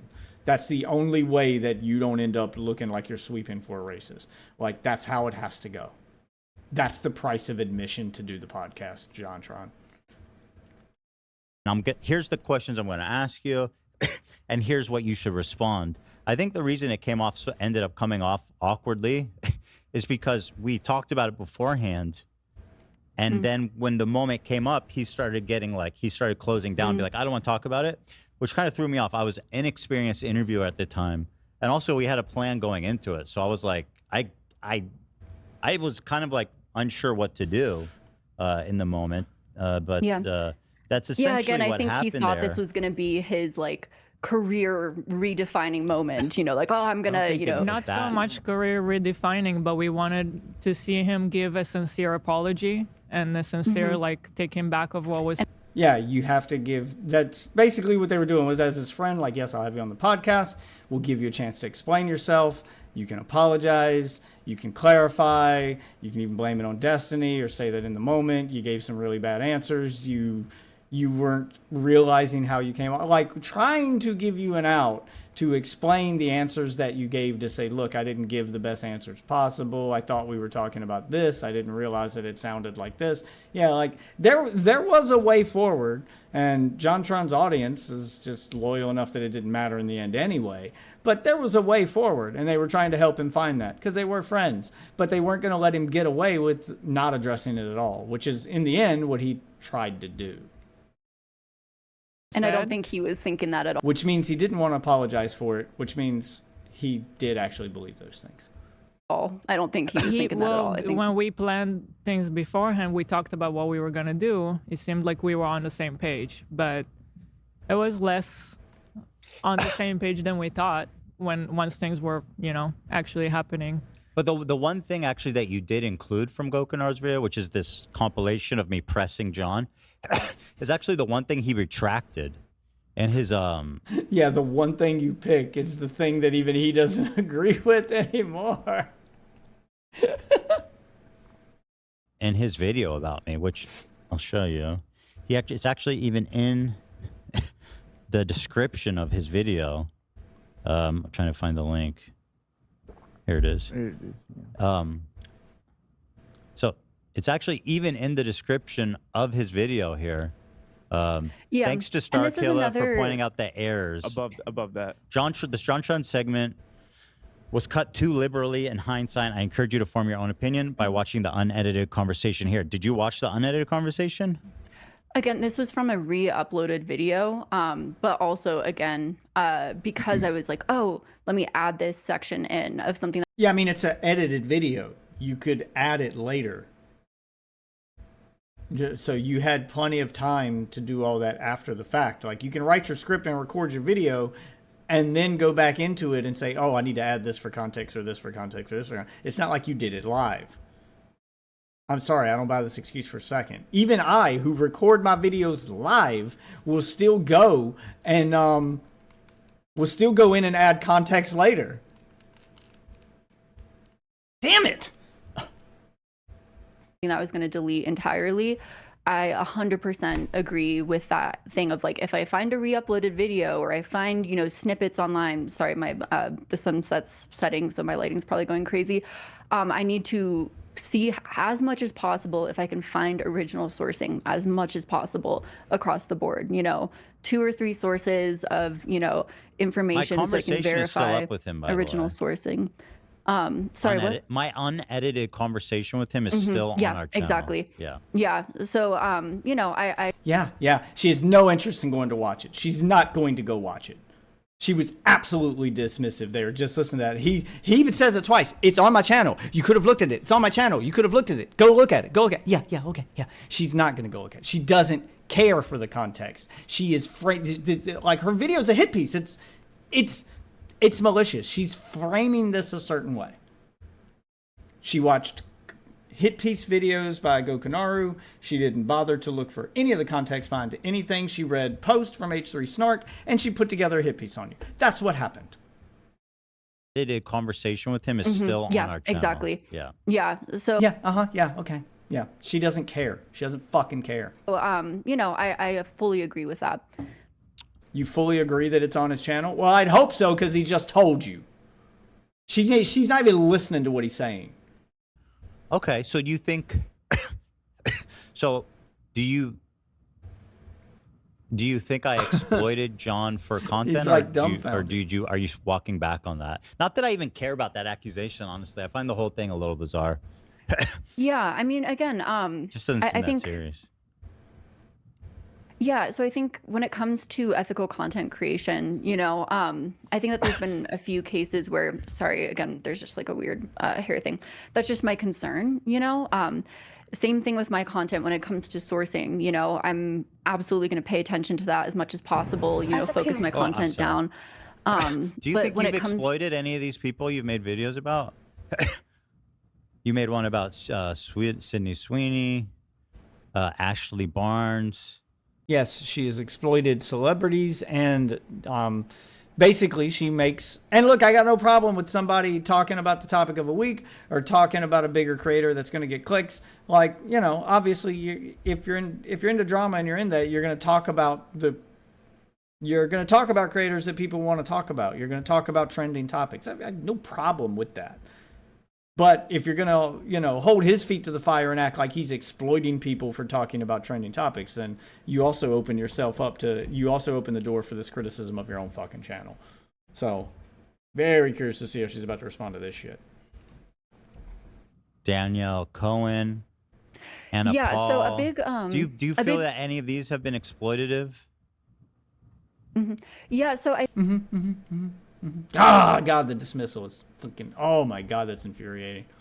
I think a big point of my content that I try to do, but again, like, she's not answering the question either. You called OK Baby. She said she's the most evil influencer mom. And actually, she is terrible. I'm not defending her. But I am kind of just pointing out, like...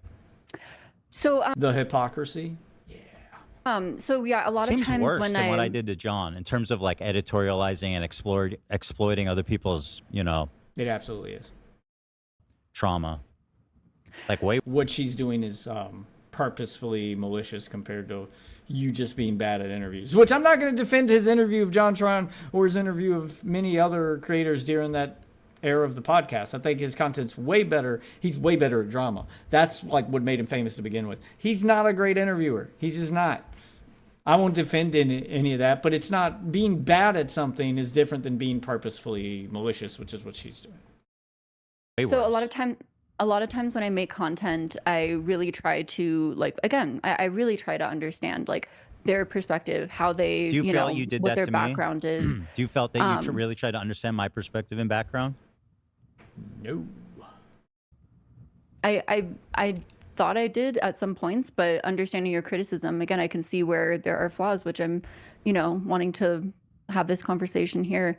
You know, again, I think that if there's anything that I'm not doing enough, that's why I'm listening and wanting to learn, you know, from it. But I also think that that doesn't mean that But you're not listening. You're being dismissive. Yeah, yeah. You're not listening to half the shit he's saying. You're not here to learn. I think you're here to save face with Hassan and his audience.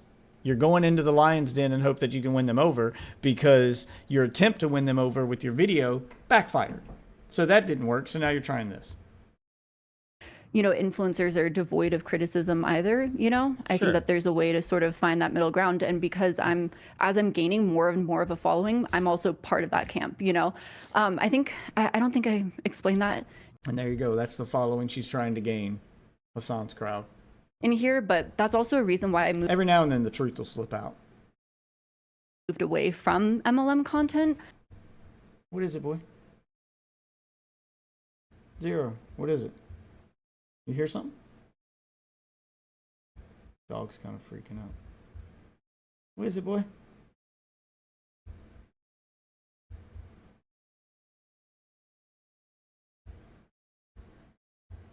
Oh, I guess it's nothing. I kind of felt like sometimes I would sort of, you know, make content about like a random, you know, in anti-MLM community, you call them like hun bots, but, you know, like a random person who, you know, just sort of got roped up in an MLM and is making, you know, a video to like their, 100 followers trying to promote, you know, a product and making. The fuck is she obfuscating to this time, talking about MLMs and shit? Okay. Content, you know. Is she trying to make herself sound like she's a victim, that she got roped into this shit again? Like somebody who gets sucked up into an MLM, like she's been misled? Who the fuck misled you? Snark? So you're admitting you're snark-brained? Is that like what she's a roundabout way doing here?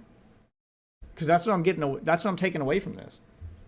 You know, using, you know, essentially pointing out how bad that is, but kind of like, it felt like punching down. The bigger of a following you get, it feels like you're punching down on someone like that, you know, whereas influencers, we're gaining more influence across the board, you know, and with that comes more responsibility, you know, how you utilize your audience, how you utilize your platform. So you're calling him irresponsible?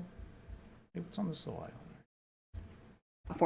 How you utilize ethics, you know, and again, I'm not devoid of that criticism either. That's kind of the point of our conversation right now, actually. Yeah, exactly. And that's why I want to have this conversation. Yeah, he's trying to see if you're ethical. He's holding your feet to the fire. Yes, you're right. You're on the same page. That is the point of the conversation. Only it's not him that's on trial here. It's you. That's why I wanted to have it. And I think the same thing can be said for how you utilize people as guests on your podcast, you know? Well, I mean, can't that be said about anyone with anyone on their podcast, exactly. though? Yeah. Yeah, okay. Exactly. That actually was leading into the Trisha 5% part. I'll show you this clip because it is interesting how 2 years ago or 3 years ago when it was popular to shit on Trisha at the time. Yeah. Oh, can I clarify? You had an opposite. You had almost a contradictory take to what you said about her now, when now it's popular to support Trisha. Yeah. I'll play it for you. Yeah. Hey, all right, Ethan, I'm asking to end this. I'm asking you can leave anytime. Many people were really disappointed with the way that Trisha. Yeah, I have to raise a great point of contention that you made me sound way too chipmunky. And if you ever include me again, I promise I won't claim you. Just don't make me sound like a chipmunk. And that doesn't work, by the way. Changing the speed at which you react to something doesn't stop YouTube's bots from claiming it. I mean, AI is pretty fucking sophisticated now. Of course it can tell you sped it up. I mean, it's so stupid. Like, I'm not against it. I'll speed up some content. I thought about speeding this one up, but I want to get the full reaction. Because the bad part is, like, if I speed it up and then you go, oh, well, people can always slow it down in the VOD in order to watch it and get it at the regular speed. But the problem is then you're slowing down my reaction because I can't speed my voice up in real time as I'm reacting to it. But I'll do it if we got a really long video. Probably should have done it with this one so that I can get through it in less time, basically. And my reaction's not going to be 5 fucking hours long. But I really wanted to hone in on everything that this bitch was saying, and it is worse than I thought. Like, oh man, just the lack of spine and I hate this bitch so much. I am enjoying watching her squirm though. I want to savor every moment. Deal. Deal. Okay, great. We're on the same page there. Hiatus handled the fallout and how they pretty much turned it all into a grovel over money. We ended up paying for Ethan and Neela, which is crazy because he takes that 5% and VIP tickets to Disneyland is not cheap. The nerve of her to complain about 5% when I'm literally not making a fucking penny at this point. It's just so disrespectful. It disregards all the hard work we do, not only on the crew, but now on my wife and all the people that. Yeah, and Trisha basically tried to take over the podcast. She wanted to fire I remember all of this. Like, she wanted to fire the crew. She wanted to bring in her own crew. She wanted this like huge cut. It started with 5%, but then she wanted this, and then she was trying to force her way into the podcast. She was trying to take it over because she thought that her audience was bigger than his, and if she brought her audience and she brought herself onto the podcast, that she could put pressure on him and take it over. That's what she wanted to do, and it didn't work. It backfired in spectacular fashion. That worked on the merch. And it's like, okay, well, fuck you. I just remembered another aspect that I totally forgot. She started saying she wanted half of all of the membership fee. That like she was just taking everything so far. I forgot she even asked for that. And then here's kind of she was trying to take over. Production. It's not like an itemized thing. We are doing the show. Trish receives a 45% cut of the show, while Ethan Klein receives an extra 5% that goes towards production costs. Now, first off, if the show is incredibly successful, incredibly successful, and all you're doing is paying your employees a base salary, putting up a fabric backdrop, a basic table. It's funny, you said fabric. She says fabric backdrop. It's a green screen. There's nothing wrong with using a green screen, but she's painting it in the worst light possible. Backdrop, and then you showed us outside. Oh, I don't know who that is. Is that? I think that was the. Oh, this isn't your video. A basic table and mics. Oh, you know that 5% can get pretty chunky if you're. Now, obviously you're being a little bit hyperbolic there. Obviously, we did a lot more than that. Yes. Yep. Yeah, you're being way more charitable to her than you should be. She doesn't seem to understand hyperbole when it comes to your stuff. I wouldn't give her the charitability of saying, well, obviously you're being hyperbolic. They wouldn't give you that same grace, dude. Don't give it to them. Podcast is getting tens of millions of views. Incredible success. That 5% can really numerically change quite a bit. Do your employees get a raise because of that 5% production cost? Are you? Yes, they did. You investing a ton into production costs, or are you taking whatever isn't allocated to employees to the set for yourself? While to the one, none of your business how he runs his business. Two, if he was really doing bad by employees, don't you think one of them would have spoken out by now? Shouldn't it be their job to speak out and not yours? Did you reach out to any of his employees to ask them these questions? No. Nope, there was no follow-up, no research at all in your hit piece video. Just taking whatever you found on Snark at face value, because these are all Snark talking points.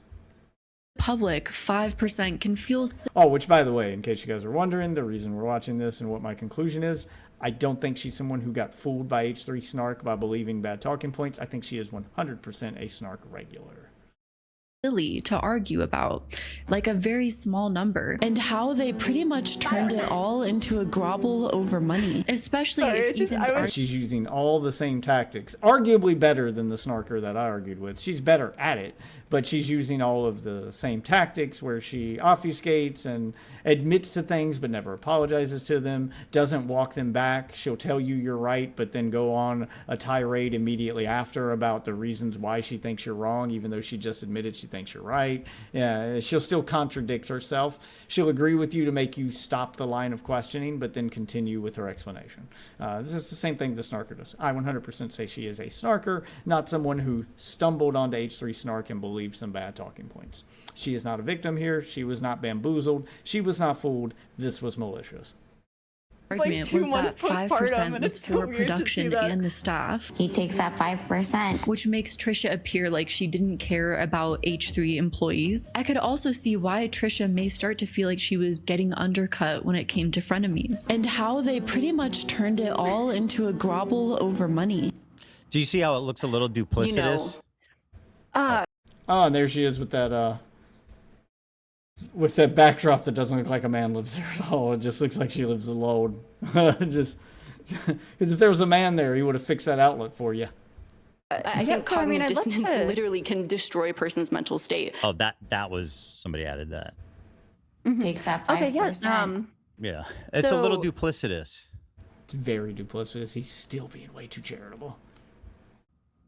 I mean, I'd love to explain. So normally when I cover a topic, I don't like to like circle back again and again and again. I normally make, that's also why I, again, I think that's exploitative. You have not to. Everything about your fucking video is exploitative. You're exploiting Ethan to attract Hassan. Like, you're trying to court his audience with this video. You're exploiting their hatred for Ethan to get free views. That's what you're doing. Defend other channels, that make continual topics on people. Again, if you feel that's necessary, let me know if I need to turn on my light at any point too. The lighting's good. Over here. Okay. Yeah. But yeah, so for me, my content, I'll do these deep dives, cover a topic, and then I like to kind of move on. Just because, again, that's my feeling on the matter, especially with the type of content I do, where I'm, covering extensively a subject. If you're going to cover the same exact situation, talking points that have been debunked 5 years ago, two opposite ways that fits into the narrative of your video, it just doesn't feel genuine. Again, maybe I shouldn't have. I should have clarified this, but as far as covering Trisha, again, that's why I didn't, go. If you're gonna resurrect old drama for the sake of views, and then frame it multiple ways to whatever fits your argument at the time, just call her malicious outright. It's still funny to watch her squirm, but it's obvious what you're doing here. Extensively hard on her. I added text to clarify, like, hey, I don't think she's perfect. I had some things where I was being a little bit snarky towards Trisha, but Are you afraid also, her fans might be kind of upset if you've criticized her in modern? She's very afraid of her fans. Okay. Again, no, I just felt like I had done a huge extensive video on my criticism of her. A lot of my criticism is the same. I also think that, growth is there, I guess I'm not understanding the logic, because it's not the same, right? It's you. But if I can get to the 5% yes, aspect. please, sorry. So after covering that, I kind of sat with it for a while. I think I mentioned this in my live, but she had kind of done a video. And again, this is another situation of this happening where I have to reflect and think about, the ways that I cover content with the idea of someone who's viewing the video, like the subject themselves viewing the video in mind. Because I think she had done a video, like a TikTok, where my, video was in the background, and I forget, it was kind of talking about, how hurt she was from some of the content made about her. And so after that, I just kind of reflected on like what criticism went too far. And again, as I was making this video, I was reflecting on that a lot of that former video, again, I'm not part of your crew. I'm not part of the behind the scenes financials. I don't know. But you know who they are.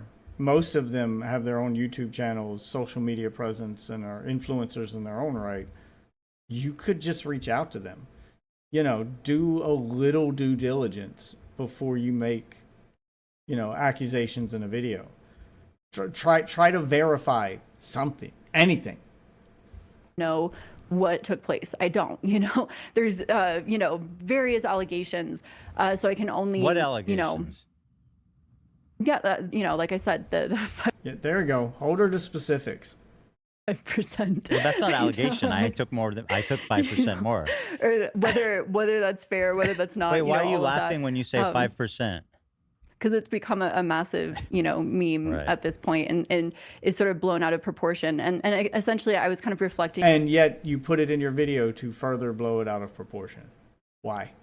So you're admitting yourself that it's not as big a deal as you painted it to be. On if that was sort of fair for the internet to sort of make fun of the 5% meme, or if it was kind of people not taking someone seriously. Things like if 5% is worth a lot, imagine how much 45% is worth. Right? Yeah. Like No, it's all in relation to. Yeah. And again, like I said, my former criticism still holds. It's sad that, a working relationship devolved in that way. But I also think that, like, I think that, to me, my interpretation as a complete outsider is that, she did see it as a business relationship, and that she wanted someone, a producer of some sort, to be there to advocate for her, to make a specific She wanted to hijack the podcast. choices. Oh yeah, so she didn't feel like I she was have being talked about sidelined. this on the podcast. When she mentioned she wanted a producer, I immediately told her to find someone, and I would pay their salary. Yeah, I mean, and again, And I'm I pretty just sure wanted that's to even in the mention leaked that. conversations too, that she leaked. So I wonder, like, what is your actual criticism? Are you saying that you think it's a bad deal for a talent to show up to a show? All they need to do is just show up and get 45% of that show's earnings. That's a bad deal in your opinion? I guess my thing is, I think that she wanted a full business relationship. She didn't want to be the That's talent. no. And again, from the Was statements that a I criticism saw, of me? I mean, that's understand, what kind of yeah. how the business was started. By the way, she was treated as a full partner. I mean, whatever yeah. she wanted, she got. Exactly. Right? And so, But it's I not think like that, she had plans to become an owner of the company, or like there wasn't. No. I don't know what do you mean by that. That was the- not part of the discussion. She called me Again, I Julie guess- in the okay. DMs, by Can the I- way. I mean, she's pretty openly anti-Semitic, but you're going to ignore that one. Yeah, I don't agree with that. My Oh, you actually just acknowledged he said something bad for once. Oh, listen to that. A little bit of progress being made. how would I say? I guess my question is, when these sort of collaborative projects are started, like Frenemies, are they treated like a business relationship, it like is. a collaborative business relationship? So I think that's sort of how it was viewed. Again, I'm not Trisha. I can't. Yeah, and that- but that is that's What's sort the of, criticism of me? But that is why the earning is 45%. It's not like a flat fee of like, I don't know, $2,000. It's a lot more than What's that. the criticism of me? Yeah, they have more work to do than she does, which is why it's not an even 50-50 split. They also have to make sure that the staff gets paid. She just gets to take her money and go home. So the 5% goes to them, goes to the staff. Ethan does more work, so he gets a bigger cut, and then the staff gets 5% and she gets the rest. She's a guest on that podcast, a co-host. She's not the host. She's not doing as much work. She should get less of a cut. It all makes sense. I can't believe we're relitigating something that's this old. Yeah. It's pretty standard practice, actually. So again, reflecting on my former content that I made about Frenemies, that was something that I felt like, okay, I could see Trisha's side of wanting a producer that could advocate for her. She I could asked see for her it, and side I offered of, to pay to. Yeah. This comment and I'm wasn't glad to even hear in the that. video, was it? Yeah, I don't think you even talked about that in the The video. producer? Yeah, I don't think Yeah. did you mention that she wanted a producer? Yeah. Yeah. But so that would be a good reason to take 5% extra. If I was like, I'll hire them and I'll pay them. I'm paying my whole yeah, and then the only other She thing never was, invested any of her money. Oh yeah, I paid for the whole set and everything. It was like $50,000 that I never even asked for a penny from her for that. And the only other thing was, I think a lot of people were laughing at 5% because it seemed like such a small amount in the grand scheme of things. As you said, 45% is a good cut. The reason, what I was trying to say is like, okay, if you're getting millions and millions of views, that 5% can end up being more than like what most of us would see, So I could understand how. Yeah, but then the 45% also, is worth that much more too. Yeah, of course. And again, but I'm just trying to, just look at that. So you 'cause I changed basically didn't in my since you original covered video. it. So you're changing your opinion? Yeah, it sounds like you changed your opinion. So when you made the Trisha video 2 or 3 years ago, you were very critical of her making it about the 5% and making it about money. Sounds like since then you've changed your opinion, and now she was justified in making it about the 5%. Well, again, I didn't look at that in my original video of just how much, like, again, 5% of, again, I don't know the specific numbers. I'm literally just spouting random numbers, but 5% of 100 million versus 5% of 100,000 can be different. Also, asking about it's whether not employees... 100 million. No, I know, exactly. Yeah, I'm just saying random numbers. Why? Why are you just saying random numbers? Also, a few points I'm just going to say really quickly. I am really glad that the employees got a raise. That was just also my other question. But why would you assume, why would you... Yeah, why would you assume they didn't? You assume that I'm fucking them over. Like, why would that be the automatic assumption? Again, if you'd done even the slightest amount of due diligence, that's all you would have to do is just message them and ask. Just message them and ask them. Just confirm something. This is all still you making a bad video. Because I feel like I don't have to come out here. It's funny. If I came out here and was like, everybody's getting a raise and everybody's getting this and that, people would just accuse me of being performative. And it's nobody's business. I don't need to fucking air out their financial situation to anybody. So, like, why should I even have to come out here and talk about the financial... Why don't you just trust them to be here of their own accord in a happy financial situation? Like, why do I need to come out here and virtue signal for everybody how great of a boss I am? Mm-hmm. I mean, again, even in this discussion, the 5% feels silly to argue about, but it was so highly debated over that's why. It hasn't been for years. I mentioned it, she's trying to make it sound like she did this like epic video essay where she's going through the history of H3 and blah blah blah, which would be fine if that was the kind of video she was making, but that's not what she was making. She made a hit piece.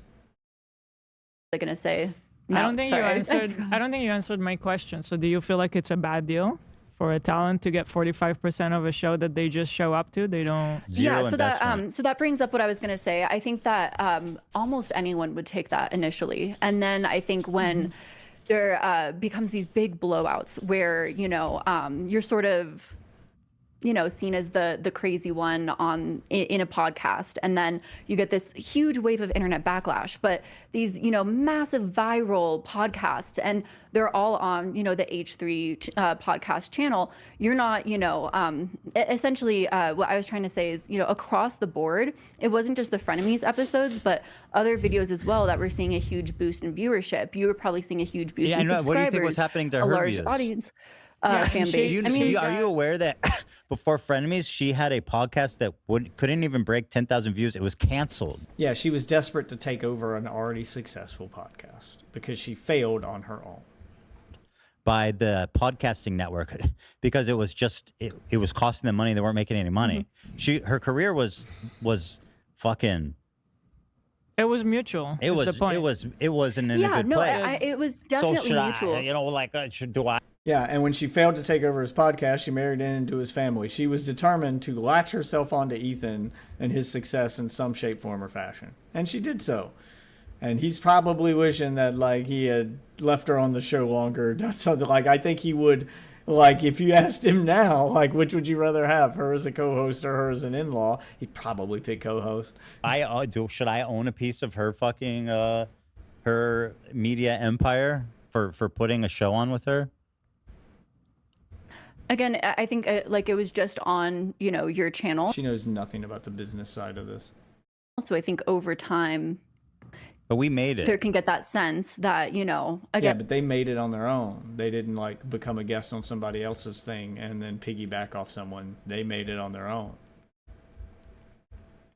That thing that Hassan pretends that he did. I paved it on my own. No, you didn't.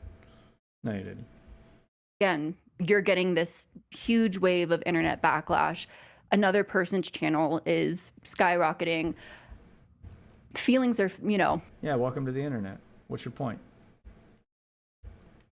You're going to feel a certain way about that. She made millions of dollars from that show, by the way. That is not accurate to how things went. Yes. I mean, she got a huge spike out of it just as much as our channel did, and it was mutual. Why did she get backlash? And plus, if anything, for a talent to not even have to post anything, kind of makes... Yeah, she has to do no work. All she has to do is show up.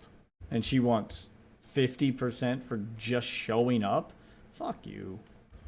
the deal even more generous. She didn't even have to post it anywhere. We posted it on our channel. She literally just showed up. All the risk. Like, show me another place that has a deal like that. I don't think you would find it. Also, you're kind of, I have to correct you. You're talking about Trisha like she's the victim, but the reason she was getting backlash is because she was wanting to fire my entire crew. And replace. There we go. Okay, so he does address it. I understand that. Which is a company that she has. I understand that. I just don't care. No. So I mean, she's accountable for her own. She invested in this company. She was not here the years before or after Frenemies. That was just so inappropriate for her to ask to fire the whole crew. Yeah, and again. Right, because she wanted her own crew who would back her and do what she said. You know, I saw a video where she suggested that she didn't want to fire the whole crew. So I'm watching these videos. It's all on record, listening to you. Yeah, it's on camera. I mean, she can try to rewrite history like you're attempting to do, but it doesn't matter. Like, you can just go back and watch those episodes. Like, she was very clear with her intentions. I think it's all on record. Yeah, and I'd love to see that. You know. So go watch it. What do you mean you would love to see it? You had your chance to see it. Like, just do some fucking research, bitch. Jesus. You keep acting like this is all like news to you and that, oh man, if only that were there when I was making my video. It was. This is your failure. As and for this, I did see multiple sources. Like, I saw your video, I saw her video, I saw different, so. Seems like not enough, because even in this screenshot, you didn't see the obvious source, which was the episode of the podcast where she says these things with her own mouth hole. You don't need to see her video. You can just watch that. Like, it all happened live in real time. You can see that Ethan says he wants to hook up the crew for extra work. And then that is in release text that she released at the time. So you would have had access to this information, for example. But also I says Gila's losing her patience. Ethan's still trying to stay all professional, but she is not taking the excuses anymore. Good. I'm waiting for one of them to just snap and have enough. Like, how long are y'all going to have this go back and forth where she weasels her way out of question after question before you just, you know what, bitch, no. And it sounds like Gila's about to reach that point. Because I was wanting to hook up the crew for the extra work, but then your immediate reaction was, he's not paying his crew extra, is he? Sorry to put a voice like that. I didn't mean to make you sound like that. That was. I mean, she is being malicious, and that's how she would frame you. So fuck her. Say it. Yeah. Paint her that way. Fuck her. Wasn't that fair. Was not my reaction. Yeah. I was just wondering, how everything was out. Again, the intricacies of this business relationship. It was an internet phenomenon. It's kind of fascinating years later to return to and. It is very much an internet phenomenon. Yes, it would be fascinating if you were doing a video essay where you got the entire facts and told a complete story, but that's not what you're doing. What you're doing isn't fascinating. It's malicious. Appreciate I appreciate the clarification on those aspects. As far as, again, I think another aspect is the fact that it's on your channel. You guys do have more control over the situation. So I think that wanting a producer, but who would be able to advocate, I'm sure that there were contracts and agreements made. Just because it's on his channel doesn't mean that he can just do whatever he wants to. Like, you were just desperate to frame this as if Ethan's the bad guy. She's 100% snark-brained. She is a snarker. She was not someone who got tricked by snark. She is a snarker. Maybe I don't know. Again, I cannot speak for someone else. I can't. I feel like there's been an effort by snarkers. You could ask them so that they could speak for themselves, though. Did you reach out for comment? And Trisha fans to kind of rewrite history a little bit. Because that point only came up towards the end when things pretty much. I mean, if I were going to make an edited video talking about somebody and going over, things like this and trying to, cover a drama like this in an edited video that's supposed to be establishing a timeline, yes, I would take the time to reach out to people and I'd do my homework. Reaction video is one thing where I'm reacting to a drama as it's happening, but to, go back and dig up old drama and try to tell the whole story, well, the drama's over and happened and you can get all that information now. Maybe you think that there's something that got missed or something that didn't get covered properly at the time, and you want to go back over it, and you want to drag up some old drama in order to, you know, make a video or do. I ain't even gonna say, even if you weren't doing a hit piece, you were just doing a video essay to cover a topic and say, I want the full story. Maybe some people are confused about the facts, and I want to set the record straight. Then yeah, that's when you go and you reach out and you make those comments. You do that level of journalism, if you will. I mean, you're not a journalist. No, you're a YouTuber, but I mean, that's like bare minimum, is to try to get the comment. These creators will give you comments on stuff, especially if they feel that they've been misrepresented in the past and you're giving them a chance to, you know, correct the record. But you didn't do that. Much kind of blew up and the show never happened again. That was not like something that was building up. She wasn't regularly asking for a producer and not being met with the request. Like that is not something that was part of the Do you like Trisha? Are you a Trisha fan? Obviously, yes. Actually, I don't watch her I don't like her. I just hate you. show. I kind of got the impression that she did not like me from, you know, showing the video in the back. And I feel bad about that, you know, and I've reflected on my own content in that way. Again, that's why I think about these things and try to revisit it from that lens. But I also think that, you know, again, I don't like that she shows her children in her content at all. Again, I mean, that's our prerogative. I'm not gonna. I try not to show my kids in my content, but you know, I have done gaming streams with them in the past. It's not like I won't. Like, I don't blame anyone for showing their kids. It's context that matters. If you're gonna make your kids part of like a drama thing, or if there's ongoing drama around you and your kids, then yeah, it's probably best to leave them out of it. But also, if there's no drama around you and your kids and you're just a regular creator doing your own thing and you want to, you know, make some time to make some content with your kids, I don't have a problem with that. You don't like that we show our children in our content too. That was another thing you raised. And someone, you know, that we were hypocritical. Went into my aunt's you know, Instagram page and showed a photo of my child that my aunt posted to try and say that I was being hypocritical, which I did not think. I thought that was a gross Yeah, that's overstep. horrible. That's fucking horrible. I really wish nobody would ever do anything like that. That's fucked up. But yeah, I mean, again, that's just a consistent commentary. I didn't tell anyone to do bring that. up I mean, the opposite. And I'll tell people now, don't fucking do that. The whole point of this is to have like a productive and as much as we can, a civil conversation about this, right? Like, I just want people to listen to what we're saying and not take anything offline to her or her family. Like, please do not ever fucking do that on behalf of me to her or anybody. Yeah, you should be allowed to make content with your kids. Once they're of a certain age, of course. You should be allowed to make content with your kids without the internet attacking you for it.